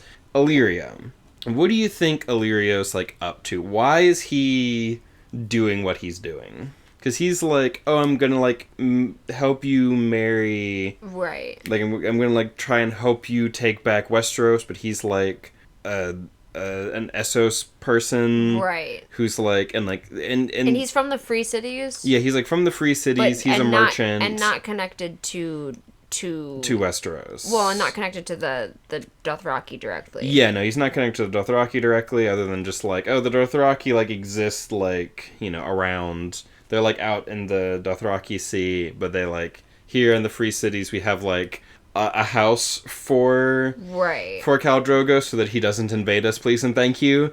So it's like, yeah, like, oh, these guys are around, and then like here's Viserys who has like nothing, but it's like, I am the rightful king of this other country, and he's like, let's marry them off. I think he's just trying to get more influence with the Dothraki and stuff, right? Because sort of if he has influence with Viserys and Dany, then he has some clout with them, I guess. Yeah, so, like, because it's, like, Dany and them are still, like, royalty in a certain sense. Right. And so, like... But, like, they wouldn't have much power on their own, but if he can kind of clean them up and present them as, like, a good bride to the Dothraki, then he will benefit. Then he will benefit, because then he can benefit, like, by, like, I guess either, like, trading with them or just sort of, like, helping keep them from, like, fucking up the city and whatnot. Yeah. And just, like... having like good favor with them, right? Which they're a big, powerful group and whatnot, right? Yeah, that makes sense. Yeah, that was kind of my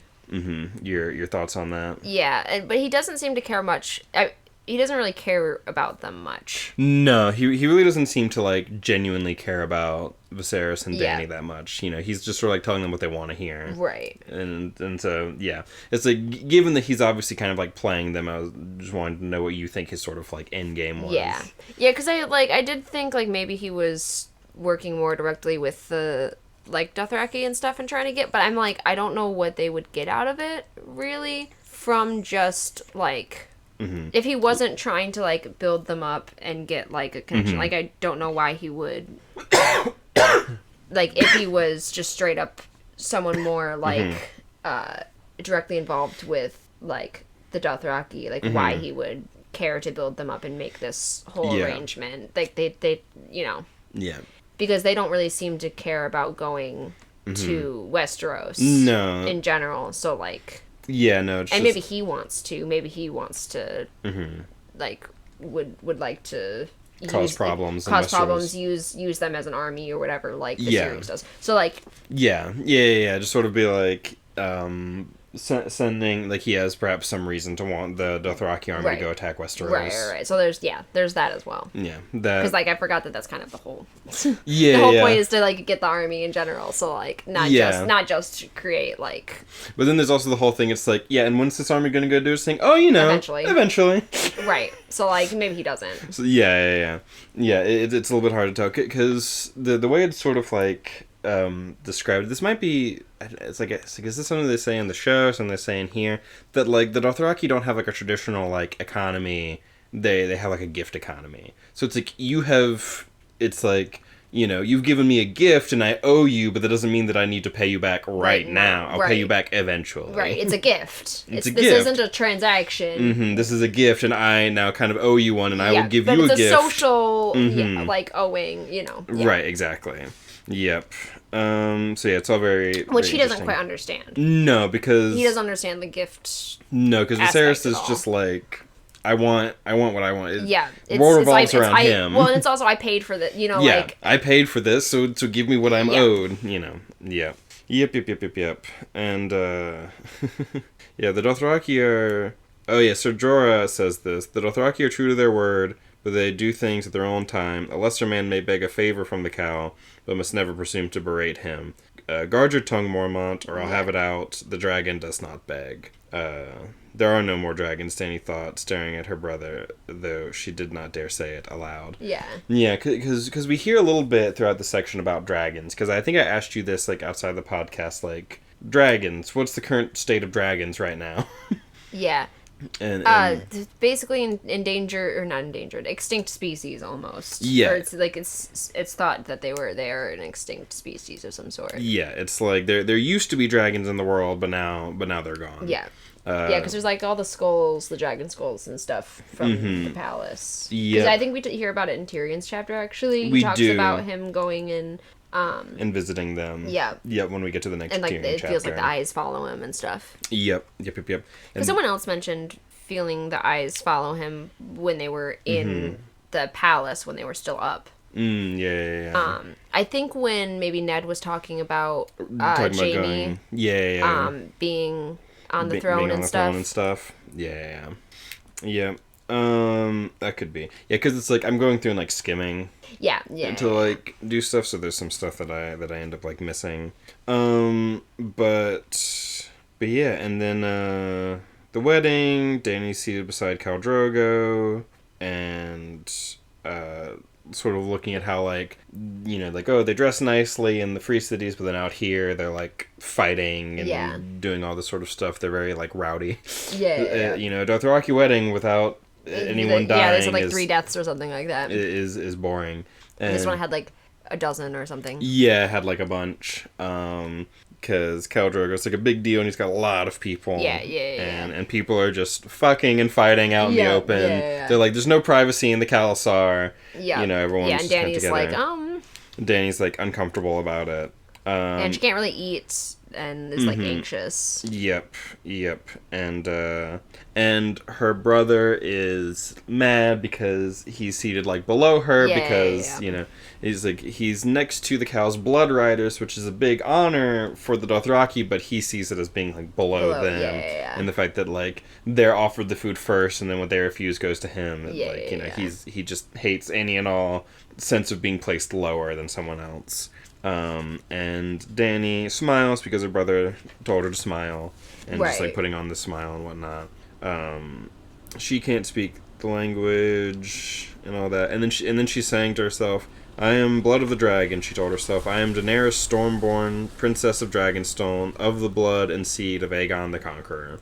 And she like a few times is like, just like, "I am the blood of the dragon," because she's trying to just sort of like kind of hype herself up, trying to like keep herself going, keep a brave face in the face of all of it.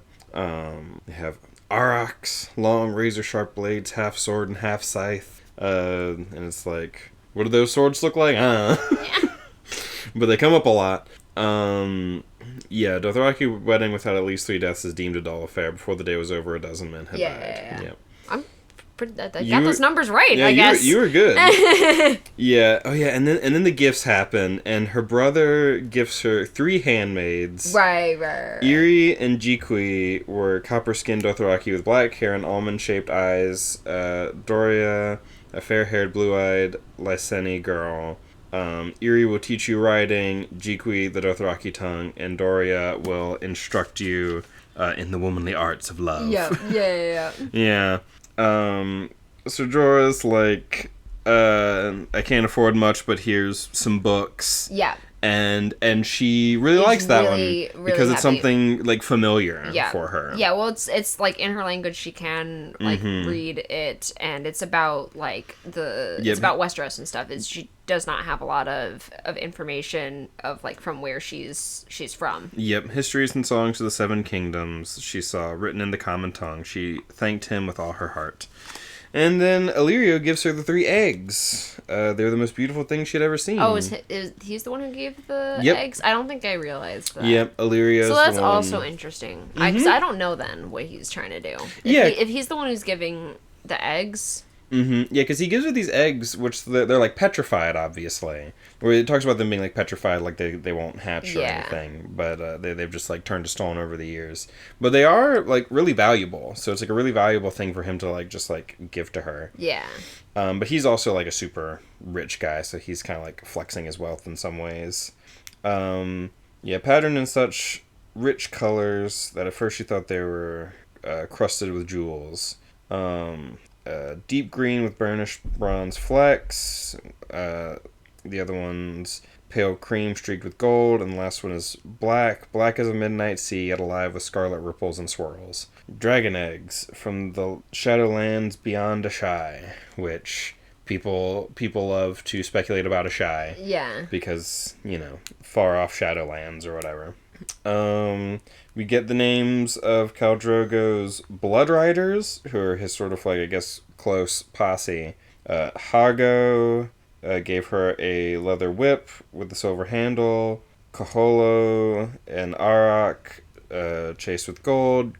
Clotho, a dragon bone bow taller than she was. And these are apparently sort of like... They're like supposed to be for Khal Drogo, essentially. So she's supposed to like... politely refuse them. Yeah, this is a gift worthy of a great warrior, O blood of my blood, and I am but a woman. Let my lord husband bear these in my stead. And so Khal Drogo too received his bride gifts. Yeah. So it's like, and she was like taught the like right thing to say. Right. Yes, and a handsome gift, Khaleesi, which is the... Right, what everyone knows her as. Because it was such a big thing, because she got called Khaleesi so much in the first one, and then there was like a thing of like people naming children Khaleesi, and other people being like, that's not even the name! Yeah. That's a title! I know someone who named her kid Dany. Yeah. Like Daenerys. Mm-hmm. That's wild. I worked at Whole Foods with her. Gotcha. That's great. Because like I'm pretty sure she told me that she was going to name her daughter that like, and then she like went on like maternity leave or whatever. And she did. Yep. Yeah. I see her on Facebook every once in a while. And then Khal Drogo gives her a horse, and it's a really nice horse. yeah, and she's like super excited about it. She's super excited. And she goes and like she rides it, and she like jumps over like a fire with it. Yeah. And it has a and really almost fun runs time. a bunch of people over. Yep. Yep. And they're all excited about it. They're like, yes. It's like, yes. Do it. Kill us. Kill us. Yes, queen, step on us with your horse. That's very Dany. It's that's how a lot of people feel about Dany. Silver, for the silver of your hair, the call says. She is the bride of the Khalasar, accustomed to decrees that the Khaleesi must ride a mount worthy of her place by the side of the Khal. Yep. And they go off. Daring she had never known Phil Daenerys then, she gave the filly her head. The silver horse leapt the flames as if she had wings. They go off like the wind. Yeah, and then they ride off to go consummate the wedding. And we get a really interesting scene between Dany and Drogo, where Drogo is surprisingly like gentle with her, and like he only knows the word no. Yeah. And so he just says no to her over and over again. But like in different ways, and it kind of like she could tell that it was like a question. Right. And it's like, they can't really communicate, but he's like doing foreplay. Yeah, right. and all this sort of stuff. And so it's like, again, best of a bad situation. Basically, yeah. And I'm like, and then later we're gonna see more of their relationship later, and it's weird. Yeah. It's just like, it's so weird. But it's like we get this initial sort of like kind of positive impression of Khal Drogo, because even though they can't communicate with each other, he does actually try and make her feel like more comfortable. Right. And like communicate with her as best he can, even though they don't share a language. And even though this is kind of like a bad and stressful situation for her, he like makes things better than they could have been, which is very interesting. It's like, because it's George doing a weird like reverse of his normal thing, where instead of being like, and here's how this thing actually sucks, it's like we're primed for everything to be bad, and then things end up being surprisingly okay. It's like she gets these gifts, and they're like nice actually, and then she's with Khal Drogo, and he's surprisingly chill. And so it's like kind of like you can never quite know what to expect. Whether it be good or bad. It's also interesting just thinking about it like in a writing like structure perspective, because like a lot of times if you start a chapter like more negative, so like it starts the chapter with her being extremely nervous, extremely scared, like anxious the whole time, and then it kind of ends positively. And then if you think about like Sansa, it starts very like positive and like that, and then ends very negative. But it's just interesting, like you see that a lot in different like chapter structure and all of that. The sort of internal arc of the chapter and whatnot. And so that's Dany's chapter. So Ned, another Ned chapter. Yeah. Which one is this? What's the second? This is second Ned chapter, I think. Second Ned 1. Yes, second Ned 1. What's going on here? So this is the chapter where Robert comes in and is like, come on, we gotta go talk about the matters of state or whatever. Come inside, Your Grace. No, the camp is full of ears. He's like, I want to talk to you privately about some stuff. And so they go they go like right out. They go right out, and Rob's loving it. Gods, he swore, laughing, it feels good to get out and ride the way a man was meant to ride. I swear, Ned, this creeping along is enough to drive a man mad. He had never been a patient man, Robert Baratheon. And Robert is mad about the wheelhouse, the damnable wheelhouse, the, like, carriage, I think. That they're, like, riding in or whatever. Right, because it's, like, uncomfortable and bumpy and stuff. Yep, and he's like, I promise you, if that wretched thing breaks another axle, I'm gonna burn it, and Cersei can walk. Yeah. Yep. And they're talking, and Ned's kind of like having fun with Robert. Yeah. It's like, oh yeah, we're just hanging out, riding around like back in the day. But also, is it really like back in the day? Yeah. Now, what do you say, Ned? Just you and me, 2 vagabond knights on the King's Road, our swords at our side, and the God knows what in front of us. Maybe a farmer's daughter or a tavern wench to warm our beds tonight. Would that we could, but we have duties now, my liege, to the realm, to our children, I to my lady wife, and you to your queen. We are not the boys we were. You were never the boy you were. There was that one time. What was her name? Yeah. That common girl of yours? Becca? No? Alina? No. Was it Meryl? Her name was Wyla, Ned replied with cool courtesy, and I would sooner not speak of her. Wyla, yes. She must have been a rare wench if she could make Lord Eddard Stark forget his honor, even for an hour. You never told me what she looked like, nor will I. Leave it be, Robert, for the love you say you bear me. Yeah. I dishonored myself, and I dishonored Catelyn in the sight of gods and men. Gods have mercy, you scarcely knew Catelyn. I had taken her to wife, she was carrying my child. You were too hard on yourself. No woman wants Baelor the Blessed in her bed. Yeah. Yeah, so we get Ned's answer for who Jon Snow's mother is, right. And it's some girl named Wyla, but he's also, doesn't really say anything more. Doesn't really say anything, and whenever, and it seems like Robert wants more info about her for some reason, and he's just like... Cuts it off, yeah. And then they start talking about, there was a rider in the night from Lord Varys in King's Landing here. Varys was the eunuch. Varys the eunuch was the king's master of whispers. He had once served Aerys Targaryen. What is the source of this information? Do you remember Ser Jorah Mormont? Right. Yeah. Would that I might forget him.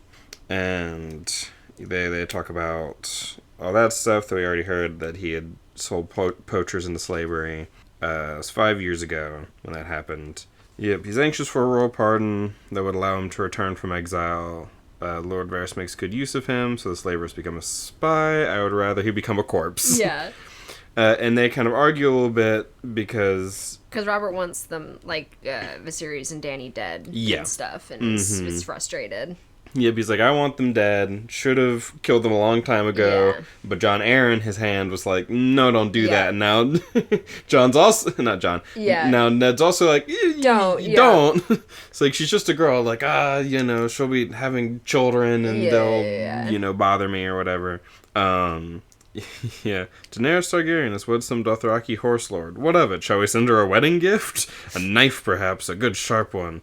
And a bold man to wield it. And, he hated the Targaryens.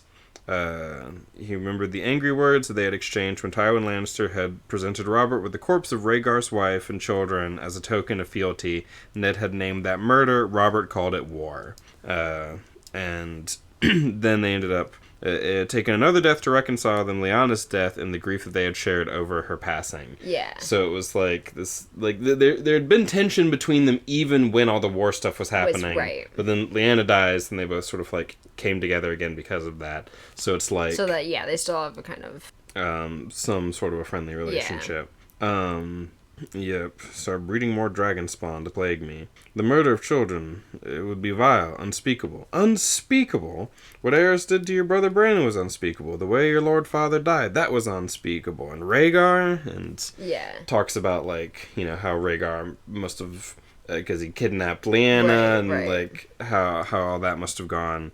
And it's like, shouldn't you hate them or whatever? And it's like, I will kill every Targaryen I can get my hands on until they're as dead as their dragons, and then I'll piss on their graves.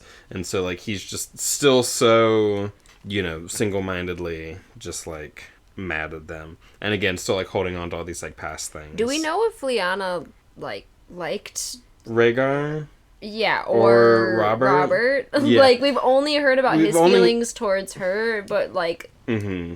and we knew that they were supposed to get married, but I mean, like, with all the political, like, did she actually care about him? Robert? Yeah, really? Yeah.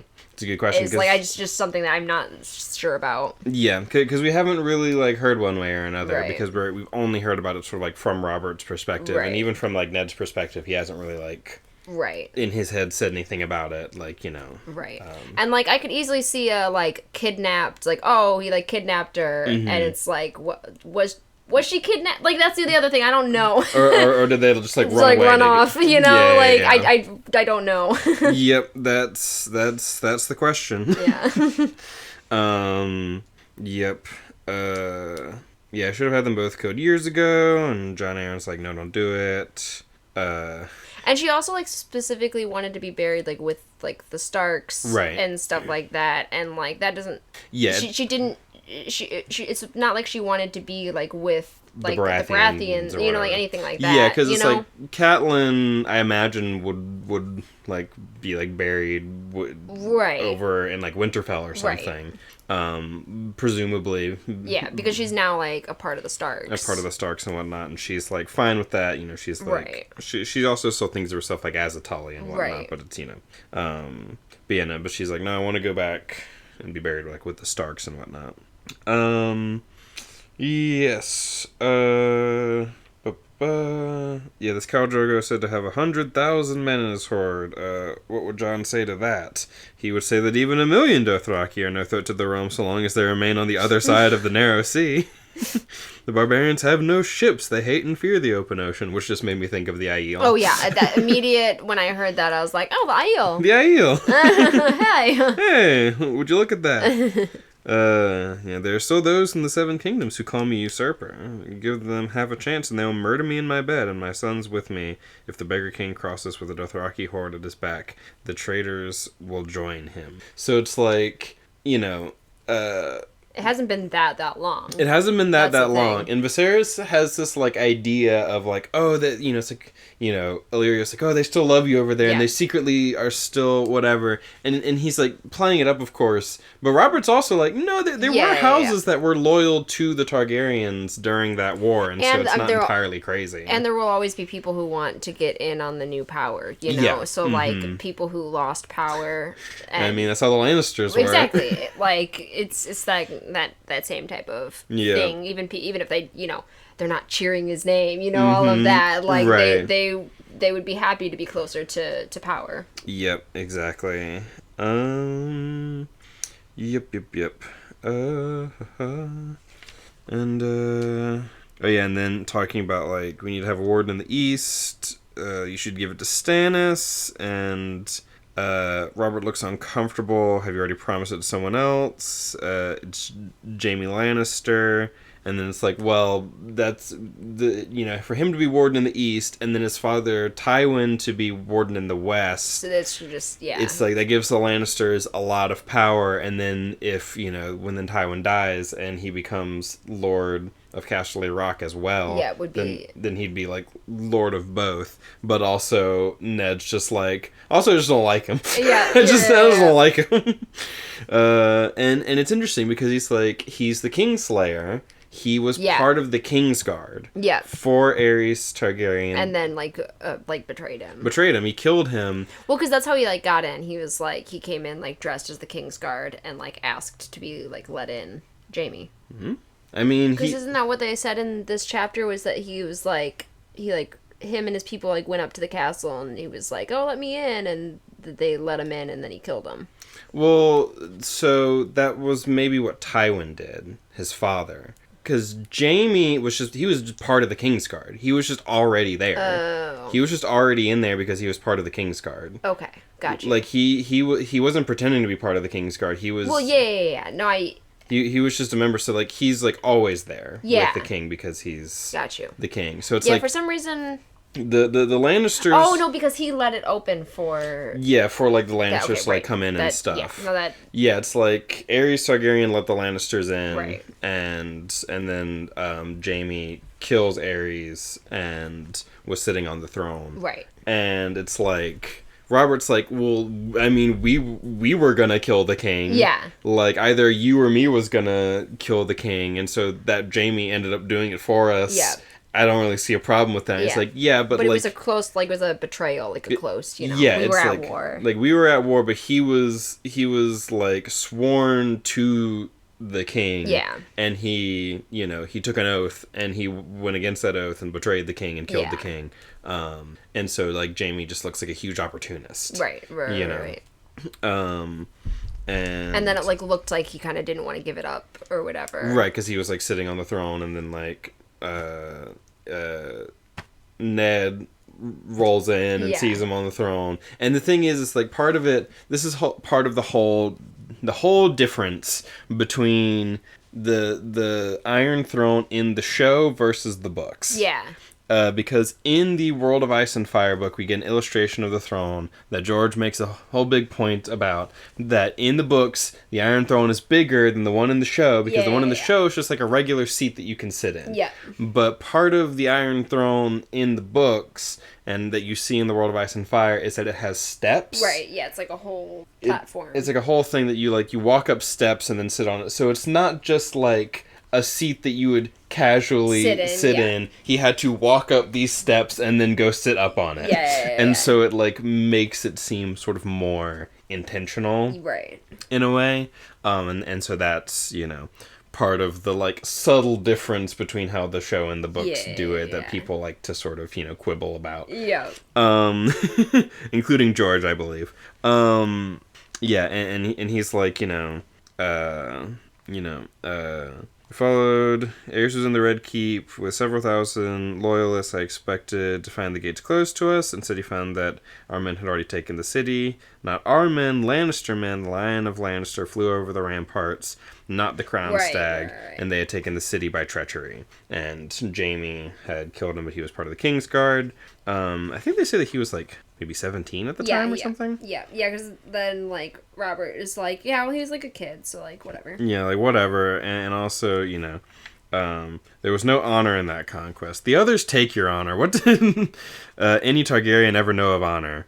Go down into your crypt and ask Lyanna about the dragon's honor. You avenged Lyanna at the Trident, Ned said, halting beside the king. Promise me, Ned, she had whispered. He keeps thinking about that. Right. Lyanna saying, promise me, Ned. Which... I wonder if it was to protect the kids. Yeah. Like, promise. I don't know. I really don't know. The kids? The...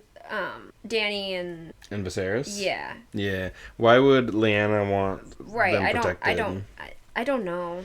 Yeah, because it's like when we first hear Ned think about the whole promise me, Ned. It like seems like it's like to be brought back to like... to be buried or whatever. But then here it's like not related to that like at all necessarily. It's like you avenge Lyanna at the Trident and then promise me, Ned is... Yeah, so I guess, yeah. So it's like not quite so related to that.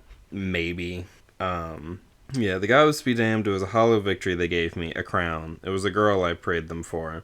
I ask you, Ned, what good is it to wear a crown? The gods mock the prayers of kings and cowherds alike. Yeah. Which is interesting. It's like, he did all this war, and for what? He's like, to become king? He didn't want to be king, and now he's a shitty king. Yeah. Yeah. He's such a bad king because he didn't really want to be king. Yeah. He just wanted to tear them down for revenge. Right. And then where's that gotten anyone? Yeah. And I cannot answer for the gods, your grace, only for what I found when I rode into the throne room that day. And then he describes like Aerys was dead and the dragon skull stared down and Lannister had, you know, Jaime had his sword was gilded and he was sitting on the Iron Throne and he had the helmet in the shape of a lion's head, and he was just, you know, quite the image, you know. Have no fear, Stark. I was only keeping it warm for our friend Robert. It's not a very comfortable seat, I'm afraid. Jaime was all of 17, Ned, scarce more than a boy. Boy or man, he had no right to that throne. It is a monstrous, uncomfortable chair in more ways than one. The king shook his head. Yeah. Yeah, because he doesn't like it. I'm hardly sick of secrets and squabbles and matters of state, Ned. It's all as tedious as counting coppers. And so that's why he's like, you do it. But he's also still like, but then when Ned's like, well, you should do this, he's like, let's do it this way. And it's like, well, okay, do you want to do it or not? Yep, and that's part of what's so, like, annoying about Robert. Yeah. You know? I don't want to be the king. Wait, like, I'm the king. Yep, exactly. He's the worst. Yeah. So many of these people are the worst, you know? Yeah.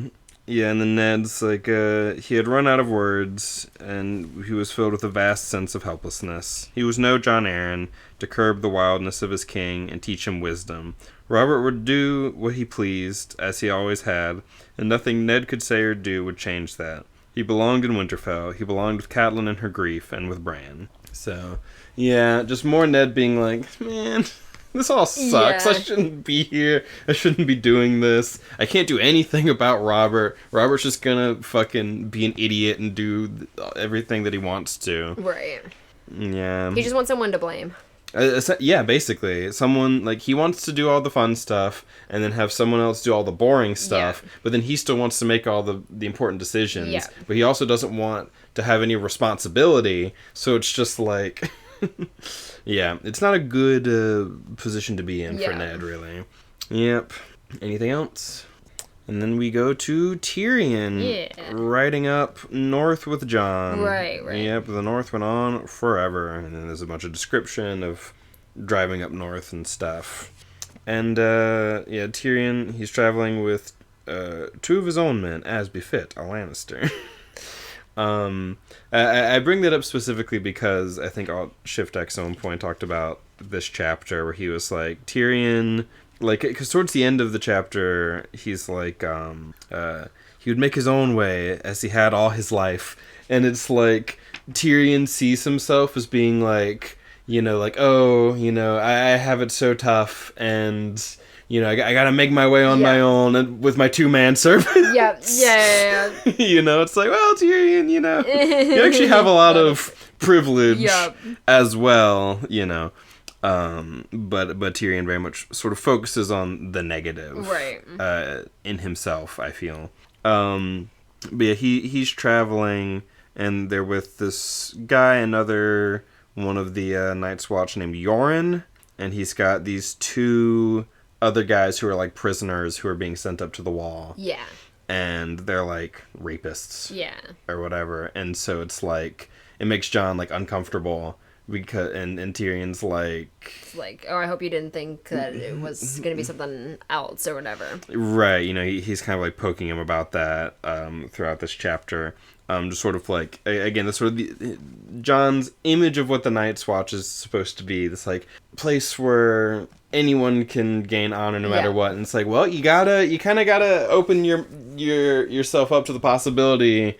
Some of these people are just prisoners who've been sent up here who don't want to be there and don't want this like redemption honor shit. And you know, some of them maybe do. Some of them maybe can turn out to be whatever. But it's just sort of like, you know, this. You know, it's like, oh, bastards and outcasts and all this sort of stuff. And it's like, well, you know. Yeah, no doubt the boy had made the mistake of thinking that the Night's Watch was made up of men like his uncle. If so, Yoren and his companions were a rude awakening. Tyrion felt sorry for the boy. He had chosen a hard life. Or perhaps he should say that a hard life had been chosen for him. Yeah. Because I think that's a lot of how, like, Tyrion kind of sees it. With, like... himself with the dwarfism and with Jon Snow with being a bastard, just sort of like these unfortunate fates that have been thrust upon them. Right. Yeah. And they're heading up. There's some back and forth about like Benjen doesn't really like Tyrion. Yeah. And there's a whole thing about how Benjen offered Tyrion his like warm cloak, but he thought he was gonna like politely decline, but Tyrion accepted it and was very happy that he did because it's very cold. Because it's very cold, and also because he gets to screw over Benjen a little bit. Because Tyrion is very petty. Yeah. Like Tyrion, I think Tyrion believes that like everyone's out to get him because he's a dwarf, and which has been true historically. Yeah. But also means that it kind of gives him an excuse to be shitty to everyone. Yeah. He's sort of like he enjoys taking things out on other people, right? In a way that is not good. Yeah. And because also, like, Benjen says something about, like, the riding being uncomfortable, and then Tyrion's like, he did not complain. He was damned if he would give Benjen Stark that satisfaction. It's just like, fuck you. Yeah, the Lannisters never declined, graciously or otherwise. The Lannisters took what was offered. Yep. Yep. And then they're setting up camp, and Tyrion's like, I can't really help with this. Because Tyrion, like, beyond just being, like, short, he also does have, like, mobility issues. Yeah. Like, he has a hard time walking and things like that. So he goes off. Especially, like, distances. Mm-hmm. So, and it's described that his arms are, like, strong enough and, like, work well enough, but his legs are kind of, like, weak. Yeah. And he has a hard time walking sometimes. He goes off by himself to read. Special saddle that he, like, made himself and stuff. Right. So that he could ride on a regular horse. Mm-hmm. Yep, which, again, it's one of those things about Tyrion that people are like, Tyrion knows how to make saddles and, like, stuff, and it's like... Yeah. I kind of figured it was, like, kind of designed and worked on, you know, like... He oh yeah it would make sense, like, it's just all these like like I made it, like, and it's like a lot of times, like, royalty, you know, stuff like I did that, and it's like, well, you know, I helped in designing it with this other person, got it commissioned, but, you know, like, right, you know, it's like, you know, they needed my specifications because it's to fit me and whatnot, but but he goes off to read, and he's reading about, like, dragons and stuff.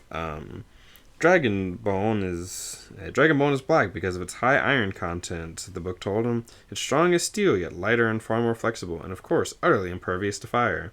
And talking about how Dragonbone bows are really great, which we just saw in the previous chapters that was given to Khal Drogo and whatnot.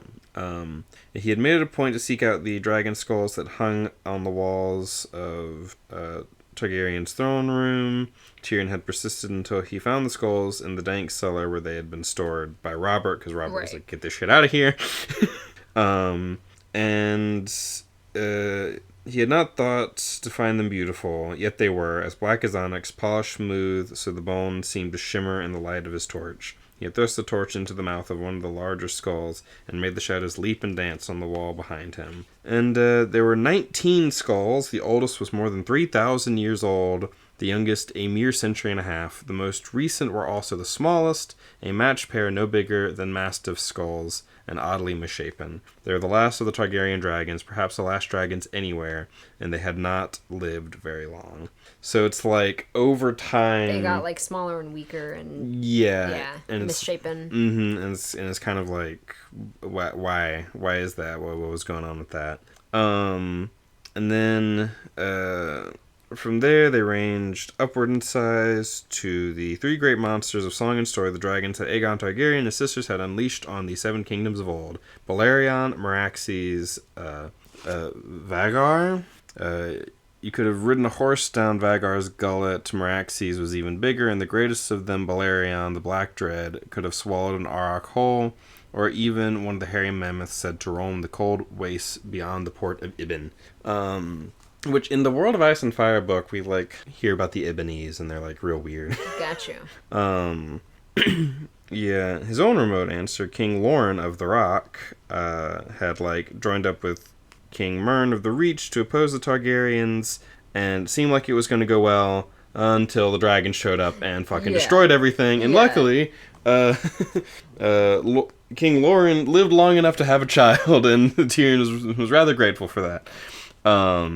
But Loren had escaped and lived long enough to surrender, pledge his fealty to the Targaryens, and beget a son, for which Tyrion was duly grateful. And then Jon shows up and it's like, hey, why do you read so much? Yeah. And then they go back and forth a little bit with Tyrion just being mean at Jon. Yep. And then he feels bad about it. Yeah, and then he feels bad about it, but at that point Ghost shows up and gets mad at Tyrion for being mean to Jon. Did she catch something? Alright. Oh, it's been silent the whole time. Mm-hmm. Yeah, it's just been going this whole time. I've marked down to, like, cut out parts and stuff, so. Okay, where were we? The dogs were menacing again. The dogs were menacing again. They were refusing to cooperate. And now Tilly's going to stand over there and be like, can I go outside? And the answer is no. Okay. So, Tyrion and Jon are talking. Yeah. Tyrion's being kind of mean. But it starts with, like, why are you reading so much? And he's basically like, well, I can't do much physically. Yeah. So I gotta be smart. Yep. And so I read because that, like a sword needs a whetstone, a brain needs books. Yeah. And, and he's like, he kind of goes on about that a little bit. And he talks about dragons and... Jon's like, what good is that? There are no dragons. And he's like, even a stunted, twisted, ugly little boy can look down over the world when he's seated on a dragon's back. Yeah. Because Tyrion wants to be above everything. He's been sort of shit on so much for being a dwarf that he kind of wants to, be on top above it all. Sometimes I'd imagine my father burning. At other times, my sister. Jon Snow was staring at him, a look equal parts horror and fascination. Don't look at me that way. I know your secret. You've dreamt the same kind of dreams. No, Jon Snow said, horrified. I wouldn't. No, never. Well, no doubt the Starks have been terribly good to you. I'm certain Lady Stark treats you as if you were one of her own. And your brother Robb, he has always been kind. And why not? He gets Winterfell, and you get the Wall. And your father, he must have good reasons for packing you off to the Night's Watch. Stop it. Yeah, so Tyrion starts, like, poking at him. Yeah, like, specifically. Specifically with all that kind of stuff. And, eventually, Jon, yells, stop it again. Suddenly, absurdly, Tyrion felt guilty, which he thinks to himself that it's absurd that he should feel guilty. Yeah. Which I feel like says something about him. He took a step forward, intending to give... It's because he sees a lot of himself in him. Yeah, I agree. Intending to give the boy a reassuring pat on the shoulder or mutter some words of apology. He never saw the wolf. Yeah. Ghost comes up and attacks him just a little bit. Just a little attack. Yeah. Help me. And he reaches his hand out and, then suddenly the wolf was between them. The damn thing never made a sound. Don't help me then. I'll sit right here until you leave. Ask me nicely. And Tyrion gets real angry about that. Yep. And it's like, you were just, like, intentionally poking at him so much, and then Jon does, like, a little bit back, and he gets so mad about it. Yeah, but he does calm himself. He does. He does, And then thinks afterwards that it was, dumb, Right, yeah, perhaps he even deserved this. I should be very grateful for your kind assistance, Jon. Yeah. Why did he attack me? Maybe he thought you were a grumpkin. Tyrion glanced at him sharply. Then he laughed. A raw sort of amusement that came bursting out through his nose entirely without his permission. Oh, gods, he said, choking on his laughter and shaking his head. I suppose I do rather look like a grumpkin. What does he do to Snarks? You don't want to know. And so they have a little bit of, a little bit of a joke together there at the end. But yeah, the wolves seem to have kind of an uncanny ability to, like... Yeah, they have, like, a connection and, like, a... Yeah, like a connection to their owners. They kind of, like, mirror them in this way. They kind of... Each of them kind of fits their owner in a certain way. It's true, isn't it, what you said about the Night's Watch? Tyrion nodded. I also wonder if one of them is gonna die because Lady died. Yeah, if one of the kids is gonna die. Yeah. Yeah. Just because, like, it's so, like... Because it was Lady, do you think that it'll be Sansa, or do you think it'll just be one of them? I don't know. Yeah. Like, because I was going back and forth. But I don't think it... I don't know. Yeah. I mean, also, Ghost is named Ghost. Right. So... Right. So that's also, a bad sign. But yeah, it's true, isn't it, what you said about the Night's Watch? Tyrion nodded. If that's what it is, that's what it is. That's good, bastard. Most men would rather deny a hard truth than face it. Most men. But not you? No, Tyrion admitted. Not me. I seldom even dream of dragons anymore. There are no dragons.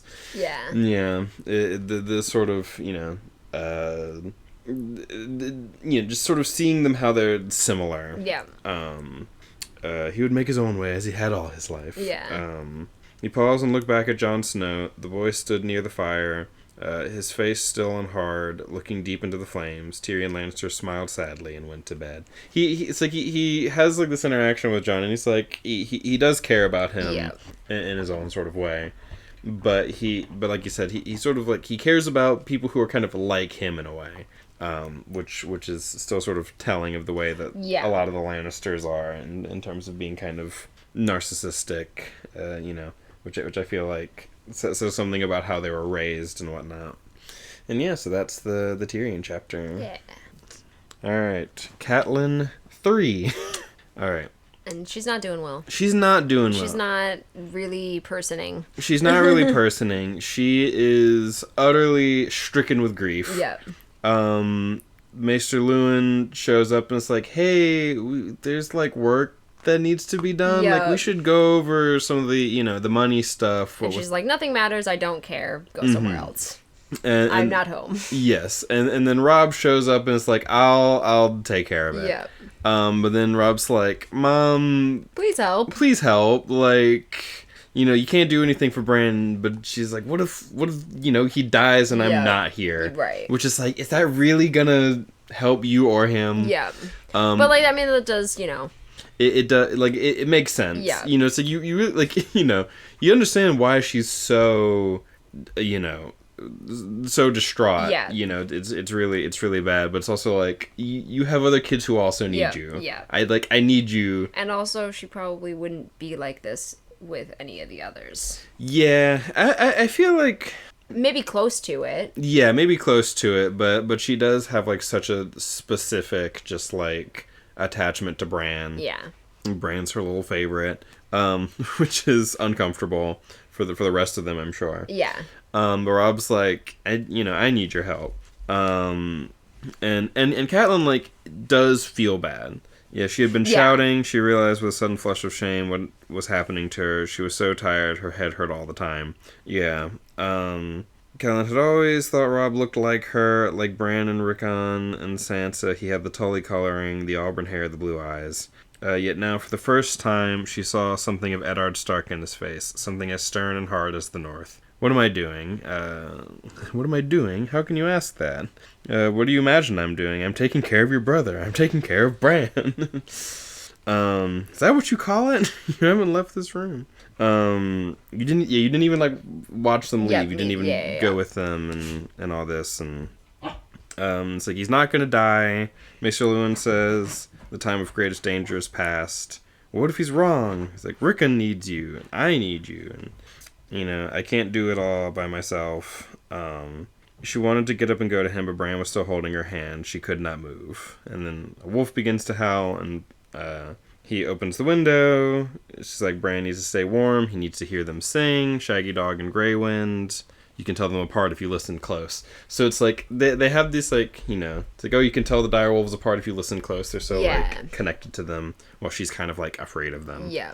And the howling really, like, drives her crazy. I can't stand it. Make them stop. Kill them all if you must. Just make them stop. And then, she's really having a hard time. And then Robb's looking out the window and it's like, all the dogs are barking. They've never done that before. And then he whispers, fire. The library tower is on fire. Right. So there's a fire. It's the library tower. And Catelyn's immediately like, Bran was safe. The library was across the Bailey. There was no way the fire would reach them here. Thank the gods, she whispered. Robb looked at her as if she had gone mad. Mother, stay here. I'll come back as soon as the fire's out. And he's like, I guess I gotta deal with this. I guess I gotta deal with this. Because, like, he just says fire and she goes, thank the gods. Because she doesn't explain at all her thoughts and stuff. And also she's just thinking about Bran and not anything else. And so there's a fire going on. Everyone's running to go deal with the fire. She stays in the room. And a man comes in. You weren't supposed to be here, he muttered. No one was supposed to be here. Was she facing, like, the door when he came in or whatever? So then she just saw him walk in? No, she was at the window. Because, like, I think Robb had opened the window, so I think she went to, like, close the window. So when she turned away from the window, the man was in the room with her. Got you. So it was like, she was up at the window and then turns around and there's just, like, a guy in here. And then they have a fight. They have a little struggle. He, like, grabs her. She, like, bites his hand. Grabs the knife and it, like, cuts her hand real bad. But then Bran's direwolf comes in and fucking kills the guy. And saves her. And it was Bran's wolf, she realized. Of course it was. Thank you, Catelyn whispered, her voice faint and tiny. It turned away silently and jumped up on Bran's bed and lay down beside him. Catelyn began to laugh hysterically. Yep, and then that's how they found her, was, like, just laughing. Just laughing. With her hand cut up. With her hand cut, and this guy dead, and the wolf up on Bran. And she didn't, like, you know, she's kind of, like, in shock, essentially. Yeah. And the maester told her the pain was just starting now and gave her milk of the poppy to help her sleep. Yeah. Which, milk of the poppy comes up a bunch, which is funny because they're essentially just giving them opium. Right, that's what I was thinking. Because, like, it's like when you, like, cut poppies it's like a white fluid that comes out. Yeah. So it's just like, you know. And milk of the poppy comes up all the time. And so she finally sleeps, when she hadn't really been sleeping much, and so she slept for 4 days. Yeah.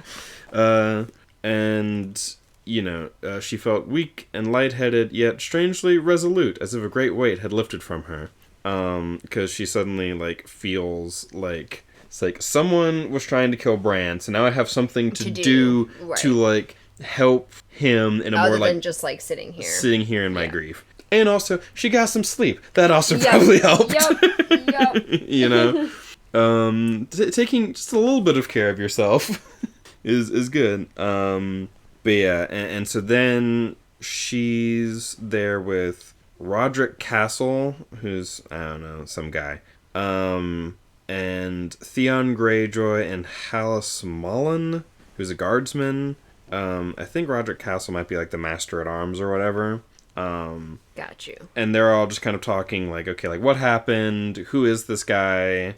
What's going on? And some interesting things with Theon here, actually. Because Theon's a part of this, and... Right, because none of this can leave here or whatever. Right, and he has a line at one point, because she's like, everyone needs to, like, give me your word that you're not gonna, like, say anything.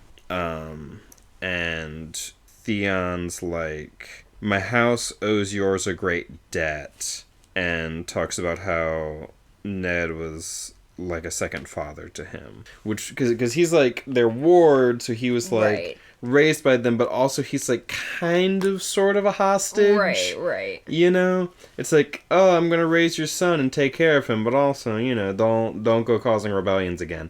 So it's a little bit, but Theon's like, oh yeah, no, he's like a second dad to me, and like, you know, you guys have always been nice to me, and like I'm gonna be cool. For sure. Yeah. And it's like, yeah, Theon, Mr. I'm an asshole all the time. Right. It's just like, oh yes, I love it here. Yeah. And so they're like talking about it because the guy had a Valyrian steel dagger, which is like fancy. Yeah. My cute. Yeah, the guy had a Valyrian steel dagger, which is, like, fancy. It's, like, a real expensive item, and it was, like, someone must have given it to him.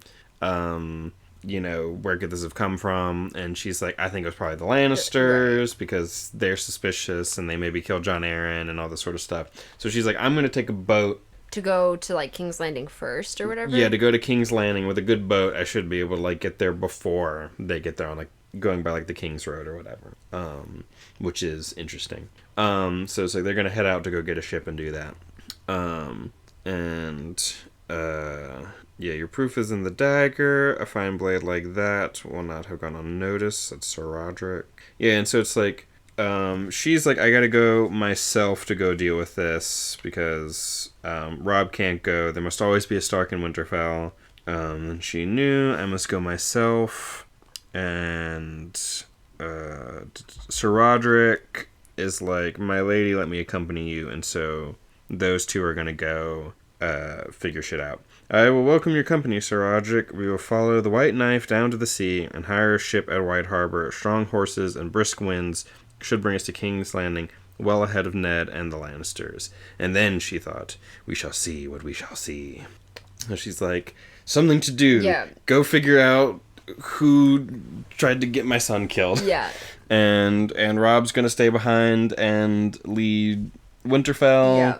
And I'm sure it'll be fine. Yeah. I'm sure it'll be fine that we're all going in all these different directions. Right. What could possibly go wrong in A Song of Ice and Fire, the Things Go Wrong series. Yes.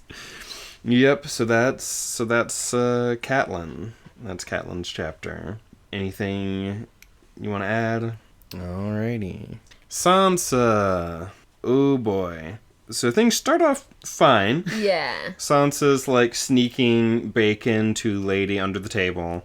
And you know, she's a noble lady, but she's got a little bit of, a noble lady does not feed dogs at her table. She's not a dog, she's a direwolf. Yeah. Anyway, father said that we could keep them. It's like, don't tell me what to do. And she's all excited because she's gonna be with the queen and Myrcelle, who's like the daughter, and they're gonna be like hanging out and having like lunch or whatever. Yeah. And Arya's supposed to be there.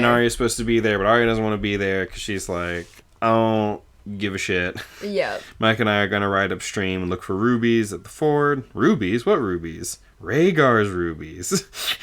She gave her a look like she was so stupid. Yeah. This is where King Robert killed him and won the crown. You can't look for rubies. The princess is expecting us. I don't care. Yeah. Oh, yeah, and also, I counted 36 flowers I never saw before, and Micah showed me a lizard lion. Yeah. And people... lizard lions floating half submerged in the water like black logs with eyes and teeth. People assume that that's supposed to be like a crocodile or alligator or something is what a lizard lion is supposed to be. Just sort of like a silly fantasy way of putting it. Yeah, because they're in the neck, which is like the thin part of the continent, sort of dividing the north and the south, and it's very like watery and swampy there. And they're making their way. Arya's like, I want to go out and adventure. Sansa's like, I want to have a nice lunch. Yeah. She's like, why wouldn't you want to be in the comfy carriage and have lunch with royalty and whatnot? Yeah. And Arya's like, that's stupid. Why wouldn't you want to go run around and have fun? Yeah. And Sansa does like that. Like, she likes doing that, like, with Joffrey and stuff. Yeah. She actually does enjoy the activity. Mm-hmm. It's just kind of, I think, what she's supposed to like. Right. Partially. And she, like, really cares about that aspect of it. Yep. Yeah, because it's like once, eventually it's just like Arya's like, I'm not going. And she's like, fucking fine. Whatever, And she ends up going off with Joffrey. Well, because like first there's some stuff with like the dire wolf, because it's like these like knights show up. One knight wore an intricate suit of white enameled scales, brilliant as a field of new-fallen snow, with silver chasings and clasps that glittered in the sun. When he removed his helm, Sansa thought he was an old man with hair as pale as his armor, yet he seemed strong and graceful for all that. From his shoulders hung the pure white cloak of the King's Guard. His companion was a man near 20, whose armor was steel plate of a deep forest green.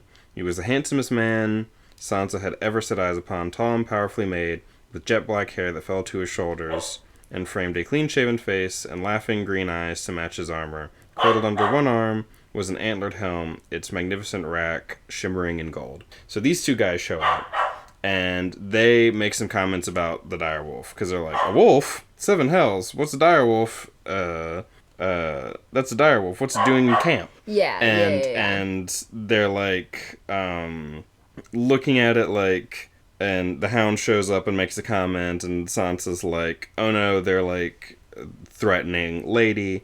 And then Joffrey, she heard the queen say, Joffrey, go to her. And then Joffrey shows up and is like, yes, I'm so, like, leave her alone. You're scaring her. And is like being her sweet little prince. And those two knights, though, we find out who they are, because the one in white, the older one, is Sir Barristan Selmy, Lord of the King's Guard, Barristan the Bold that we heard being talked about before. And then the other one in the green and the golden antlers is Renly, who's the youngest brother of Robert. Right.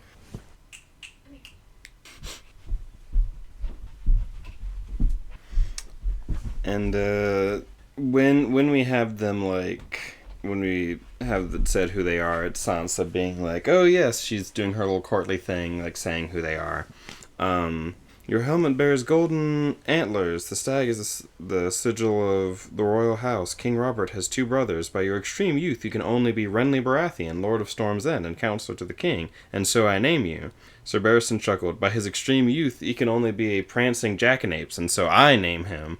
There was general laughter led by Lord Renly himself. So Renly very much is like, he makes like a joke about him, but he's laughing along with it. He's good-humored. He's really tall and handsome and strong with black hair, and he's Robert's younger brother, and so he's very much like... Renly is very much described as being kind of like how younger Robert was. Yeah. Tall and strong and handsome, and, all the ladies love him and whatnot. Yeah. And so he's kind of like... sort of this image of, like, what Robert maybe looked like in his prime. Got you. Renly. Yep. And then she gets scared by Sir Ilyn Payne, who's the headsman. Yeah. And he had his tongue ripped out by the previous king. Right. And he's real, like, scary looking. And so Sansa's, like, scared, but trying to, like, still be polite or whatever. And then Joffrey's like, yeah, we should just, like, go. Oh yeah, Cersei's like, yeah, the lunch isn't going to be happening or whatever, but you and Joffrey can go hang out. He was so gallant, she thought, the way he had rescued her from Sir Ilyn and the Hound. And it's like, it's like from, the Hound making like a mean comment about her family and Sir Ilyn just standing there looking creepy. Yeah. And Sansa had previously been talking about how she hated riding, and then he's like, Joffrey's like, we should go riding. Oh, I love riding. Yeah. But they leave their dogs behind, the direwolf and the Hound. Yeah. And they go off adventuring. First he shows off his sword because he's a little shit. He has a long sword that was made to suit the size of a 12-year-old. Right. And he calls it Lion's Tooth. Yeah. Because he's a little edgelord. Yep. It was a day for adventures. They explored the caves by the riverbank and tracked a shadow cat to its lair. And when they grew hungry, Joffrey found a holdfast by its smoke and told them to fetch food and wine for their prince and his lady. And they end up drinking a lot. And she's like, oh, I only have, 1 cup of wine normally. Right. And it's like, she's real young. Yep. But he's the prince, and so it's like, bring me wine. And they get kind of drunk. And then they go off, and they come across Arya and the butcher boy Micah. Yeah. Practicing swords. They've got sticks, and they're sort of sword fighting with them. And I think Micah kind of, beats Arya in, a little fight when they come across them. And Joffrey's like, oh, that's your sister? Yeah. And he starts threatening Micah, being like, oh, you beating her up or whatever. It's like, no, we were just playing or whatever. And, Micah's, a year older than him or something. Yeah. But he's still just, looks down on him because he's the butcher's boy. Yeah. He's nobody. It's like, oh, you think that you want to be a knight? You can't be a knight. You're just a butcher's boy. And he, holds the sword up to him and, makes him bleed a little bit. And then Arya isn't having it. He's the butcher's boy. He's my friend, Arya said sharply. And Arya ends up, whacking Joffrey in the back of the head with a stick and making him bleed. He gets really upset. Sansa's like, no, stop it, both of you, you're spoiling it. It's like, this was supposed to be my magical little day. Yeah. My magical little date with Joffrey, and you're both spoiling it, even though Joffrey's really the one causing all the problems here. Joffrey slashed at Arya with his sword, screaming obscenities, terrible words, filthy words. Arya darted back, frightened now, but Joffrey followed, hounding her towards the woods. Then a gray blur flashed past her, and suddenly Nymeria was there, leaping, jaws closing around Joffrey's sword arm. And so Nymeria takes him down. And oh yeah, because Joffrey was like talking about Micah, it's like, I'm not gonna hurt him much. Yeah. And then he gets attacked by the wolf. She didn't hurt you much. Right. And then she picks up the sword and throws it in the river. And it's like, yeah, good on you, fuck him. Yeah. But then it all ends up kind of going badly. Yeah. Because he is the prince, and he can be kind of as cruel as he wants to be. Yeah. Because of his position. And so I'm more mad at Robert, like... Honestly, yeah. Like, I'm just mad at Robert in this. Oh, yeah. It's like Robert... And we'll get to it. It's the next chapter, and this one's, like, basically ended. But yeah, they do that, and then Joffrey's hurt, and she's like, Sansa's like, don't be afraid, I'll ride to the holdfast and bring help for you. Tenderly, she reached out and brushed back his soft blonde hair. His eyes snapped open and looked at her, and there was nothing but loathing there, nothing but the vilest contempt. Then go, he spit at her, and don't touch me. Yeah. Yeah, it's like, as soon as things stopped going his way, he just completely shifts, and is just, like, being... his usual self, yeah. His usual self. You know, it's all this sort of like. Could only put the act on for so long. Yep. And that's Sansa's chapter. Anything else? All right, and then Ned. This is Ned, whatever number it is. Yeah. It's like Ned 3 or something like that. And it's, Arya had, like, run off into the woods. Yeah, so she's, like, missing. She was, like, missing for, like, a few days, and then they, like, find her, but then she's, like, brought in front of Robert. Yeah. And Ned's like, why didn't you bring her to me? It's like, we gotta, like, figure out punishment or whatever. And like, no, not when she's been missing for 4 days. Like, I don't know what you're talking about. Right. And it's like... I thought you cared about your friend, like, when his other kid fell. Like, I thought you were, you know... Yeah, because it's like, Joffrey was like, oh, they, like, beat me up and stole my sword and did all this, like, terrible stuff. And so it's like... But you know your kid. You know that you should not believe a single word that leaves his mouth when it comes to something like that. So it's like... I mean, yes, but also, does Robert even know his kid? You know? I mean, he's assumedly seen him around enough to know, right, like, he's a little shit and to not believe him. Right, and so it's like, alright, we're gonna have Arya tell her side of things, and so she tells her side of things, and Robert tries to just be like, listen, I'll punish Joffrey, and Ned, you take care of treating your own child how you see fit. And then, but Cersei's, like, not having it. Right. And she's like, no, fuck this. We need to, you know, kill the direwolf. Yeah. Because it's dangerous, and it hurt my boy. And then it's like, well, we don't have that wolf. That wolf ran off into the woods. We don't know where it is. And it's like, well, we have another one. And because she's just, like, trying to grasp on to, like, some sort of, like, power and control, and just trying to, like, again, be, like, petty and, like, hurt them.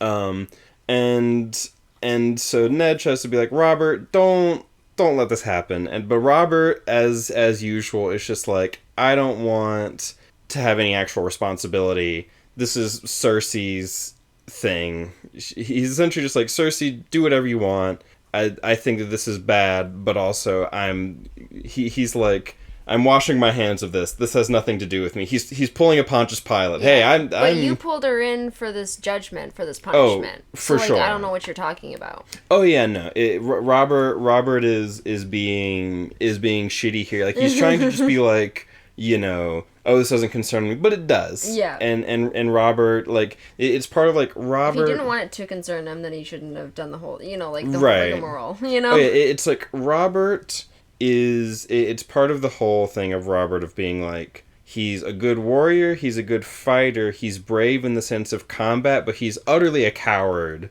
in, like, a lot of other regards. Yeah. He's just like, you know, he's a coward when it comes to, like, taking responsibility and doing any of those kinds of, like, difficult things.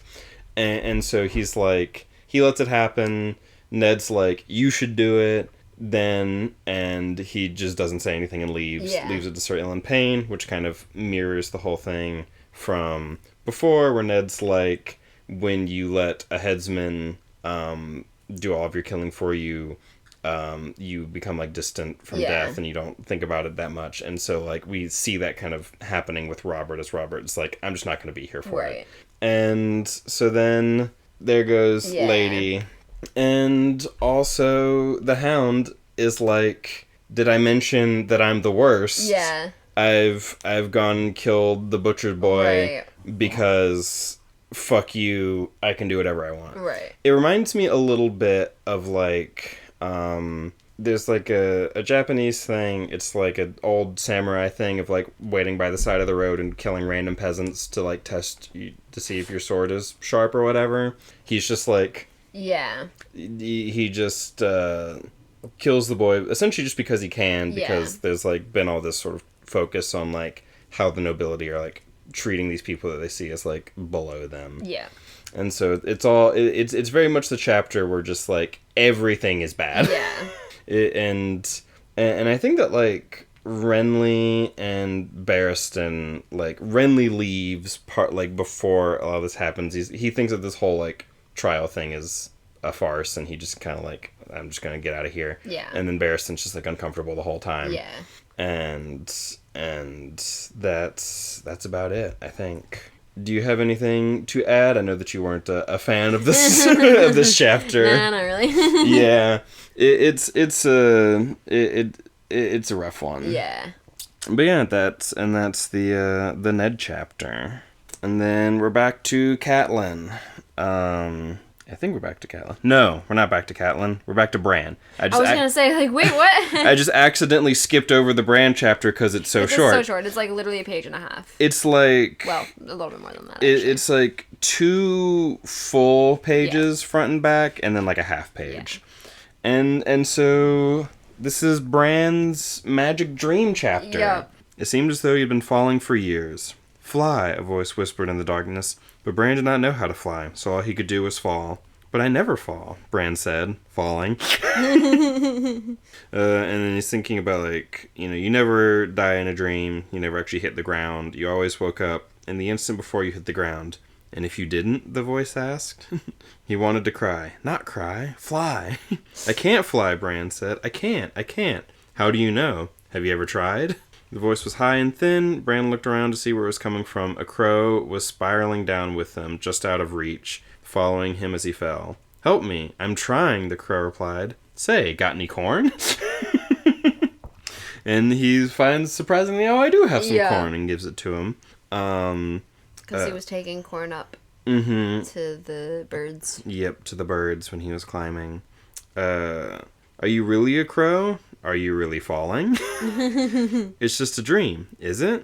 I'll wake up when I hit the ground. You'll die when you hit the ground. I told you the answer is flying, not crying. How hard can it be? I'm doing it. You have wings. Maybe you do too.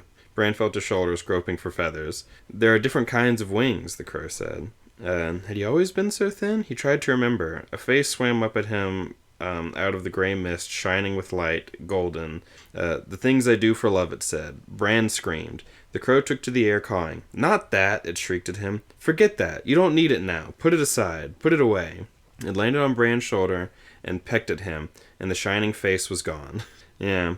And so that's kind of an interesting thing. So it's probably him, like, forgetting that, basically. Right. But like, more than just him forgetting, it's like... Because it's like, we get, like, this crow that it has, like, 3 eyes. Yeah. It has, like, a 3rd eye on its head.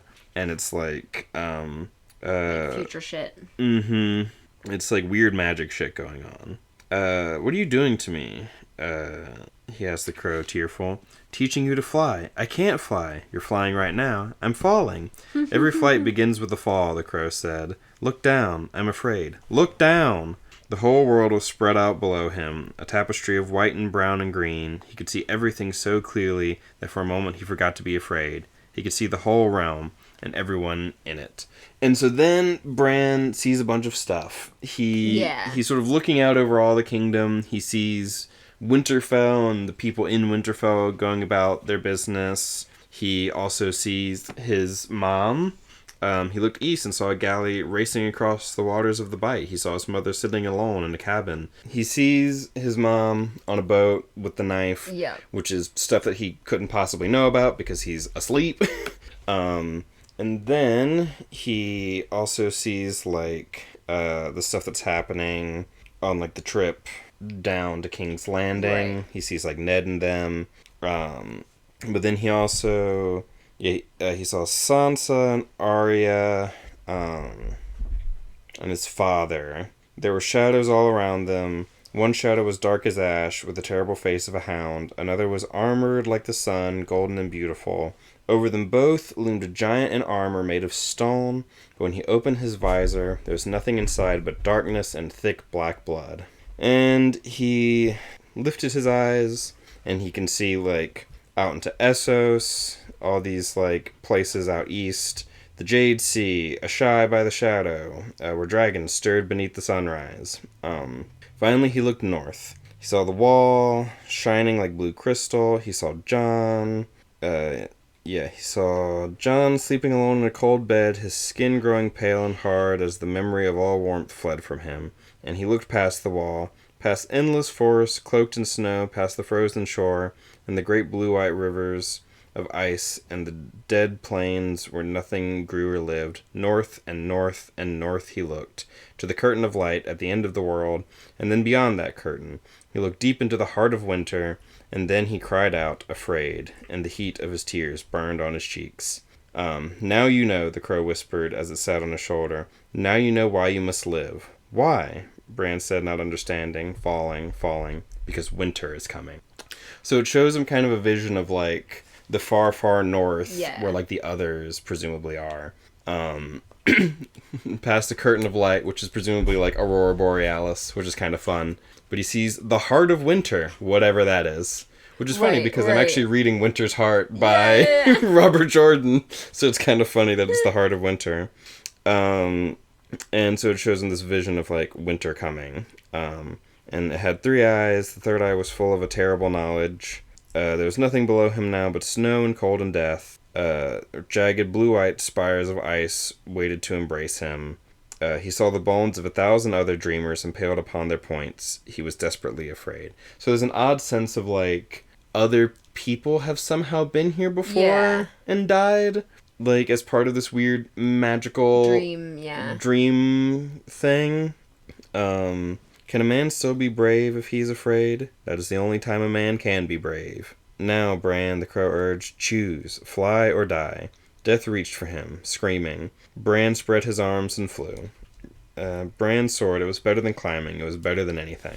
I'm flying. I've noticed. And then its beak stabbed him fiercely, and Bran felt a sudden blinding pain in the middle of his forehead, between his eyes. What are you doing?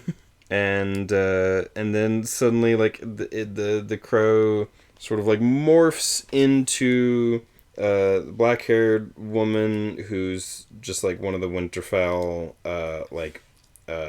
people working at Winterfell. Yeah. He's awake! Yeah.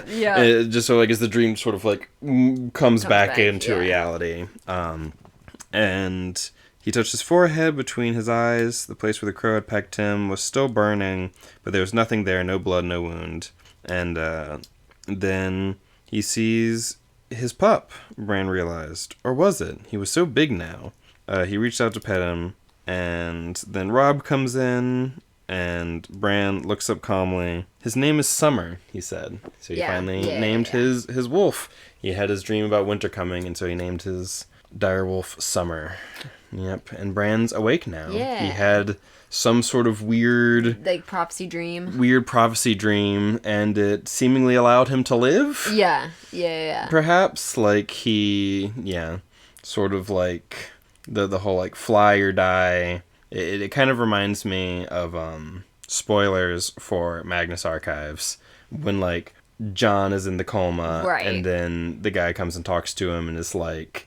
You know, Jon has to kind of, like, embrace the, like, magic eye stuff in order to, like, live. It kind of reminds me of that a little bit. He's just, like, holding on to life in, like, a coma, and then he has this magic vision where it's like, you have to choose, and then he's alive. Yeah. And he's had these visions, and so what does that mean? Right.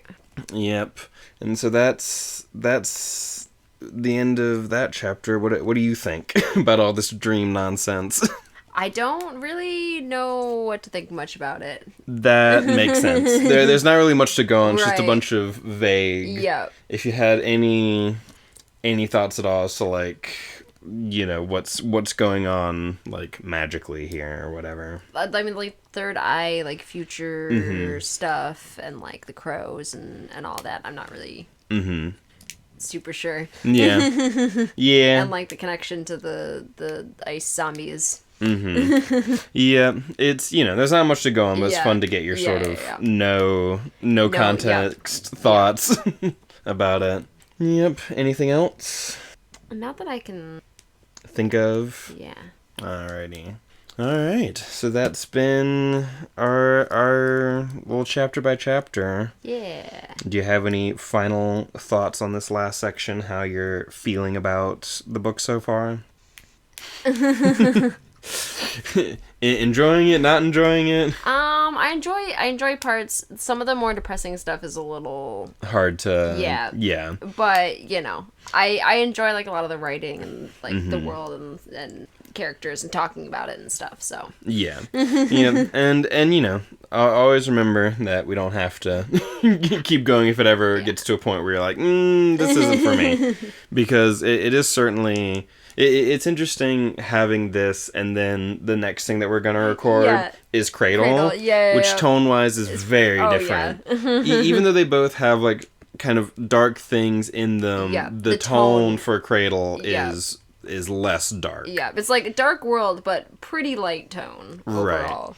So it's like, and it's also, like, a darker tone than, like, you know, Mistborn and stuff. Yeah, because Brandon Sanderson tends to be a bit more hopeful. Yes. In general. And people do feel like, because some people want to believe that Game of Thrones is going to end very dark. Yeah. And it's like, and George has said that the ending will be bittersweet. Yeah. You know, it's like, there will be hope at the end. The last book is supposed to be A Dream of Spring.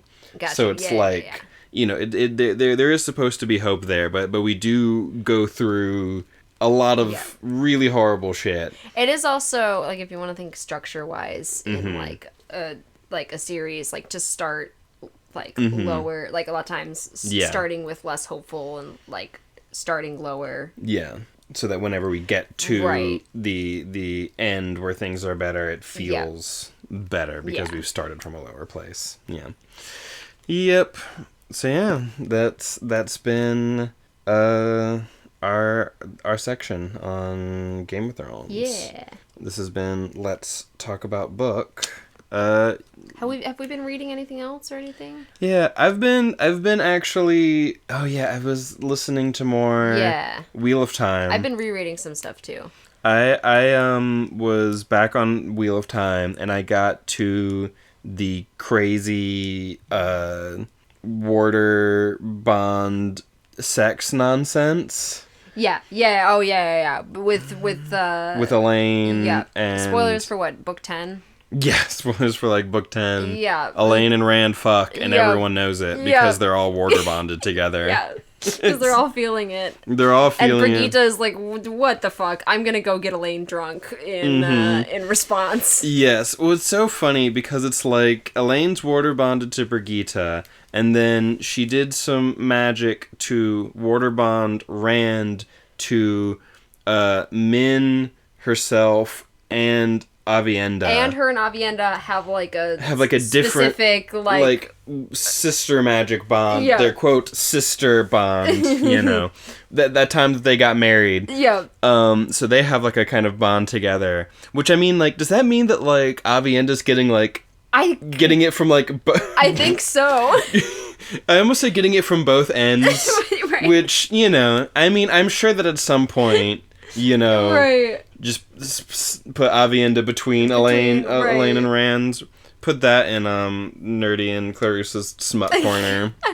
Their smut corners, especially during Wheel of Time, were wild. They were a wild time. Reading that did make me want to hear like one of their like smut corners or something. Like I want to hear what they have to say about this scene in particular because it's so funny and weird. Some of it they were like, it's too obvious. It's too obvious. It needs to be a completely different smut corner because this was just actual smut in the book. This needs to be a non, a non-canon smut scene, and that already happened. Yeah, it's so funny though because it's just like she's just like, all right, you've already fucked them, so you gotta fuck me now.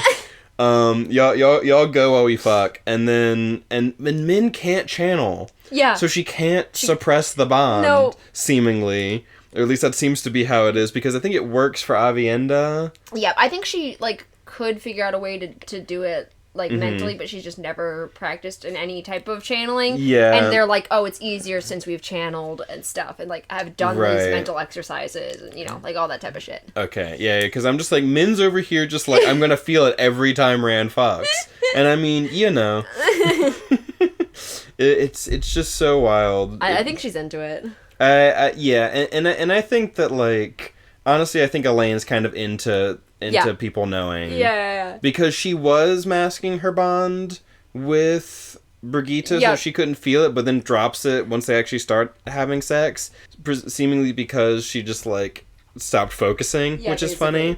But I'm just like, Elaine's a little bit of an exhibitionist. She's always thinking about going topless like the sea folk do. And, like, Aviendha walks around naked and stuff, and she's kind of like, I wish I could be as, like, cool about it as you are. So, like, Elaine's got a little bit of that in her.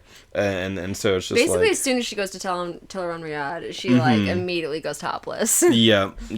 And so that's, that's Elaine and Aviendha. Like, I just imagine Elaine and Aviendha living together, and Aviendha's just nude, and Elaine's just, like, topless the whole time.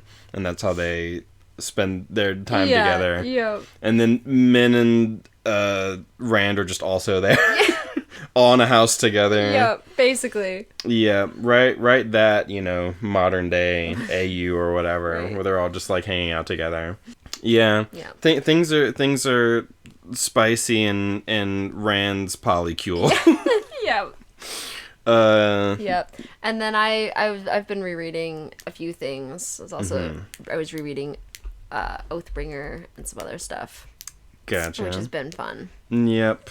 Yeah, so that's what we've been reading lately. And Tilly is trying to get us to be done. She's over here half barking at us. She wants us to be done so that she can go out and try and dig at the fence again. Yep. I think we might go for a walk though. Yeah, that'll be fun. But yeah, do all the YouTube things. You know the ones, what with the liking and the commenting and the subscribing and all that. If we hit a certain number of subscribers and watch time and all that, then the channel can be like monetized and stuff. Yep. Yeah. And we're not anywhere close to that. But it's a but it's a fun little thing. We've switched to like weekly upload and stuff. Because we were doing every other week, but now we're doing. So every other week for Game of Thrones, and then the other every other week is Cradle. For right now. Yeah, and so that'll be fun, and we hope that you enjoy. Yeah, have a good day. Yes, this has been Let's Talk About Book. So now you can go forth and think about book on your own time. Have a lovely whatever time it is. Have a good day. Bye bye.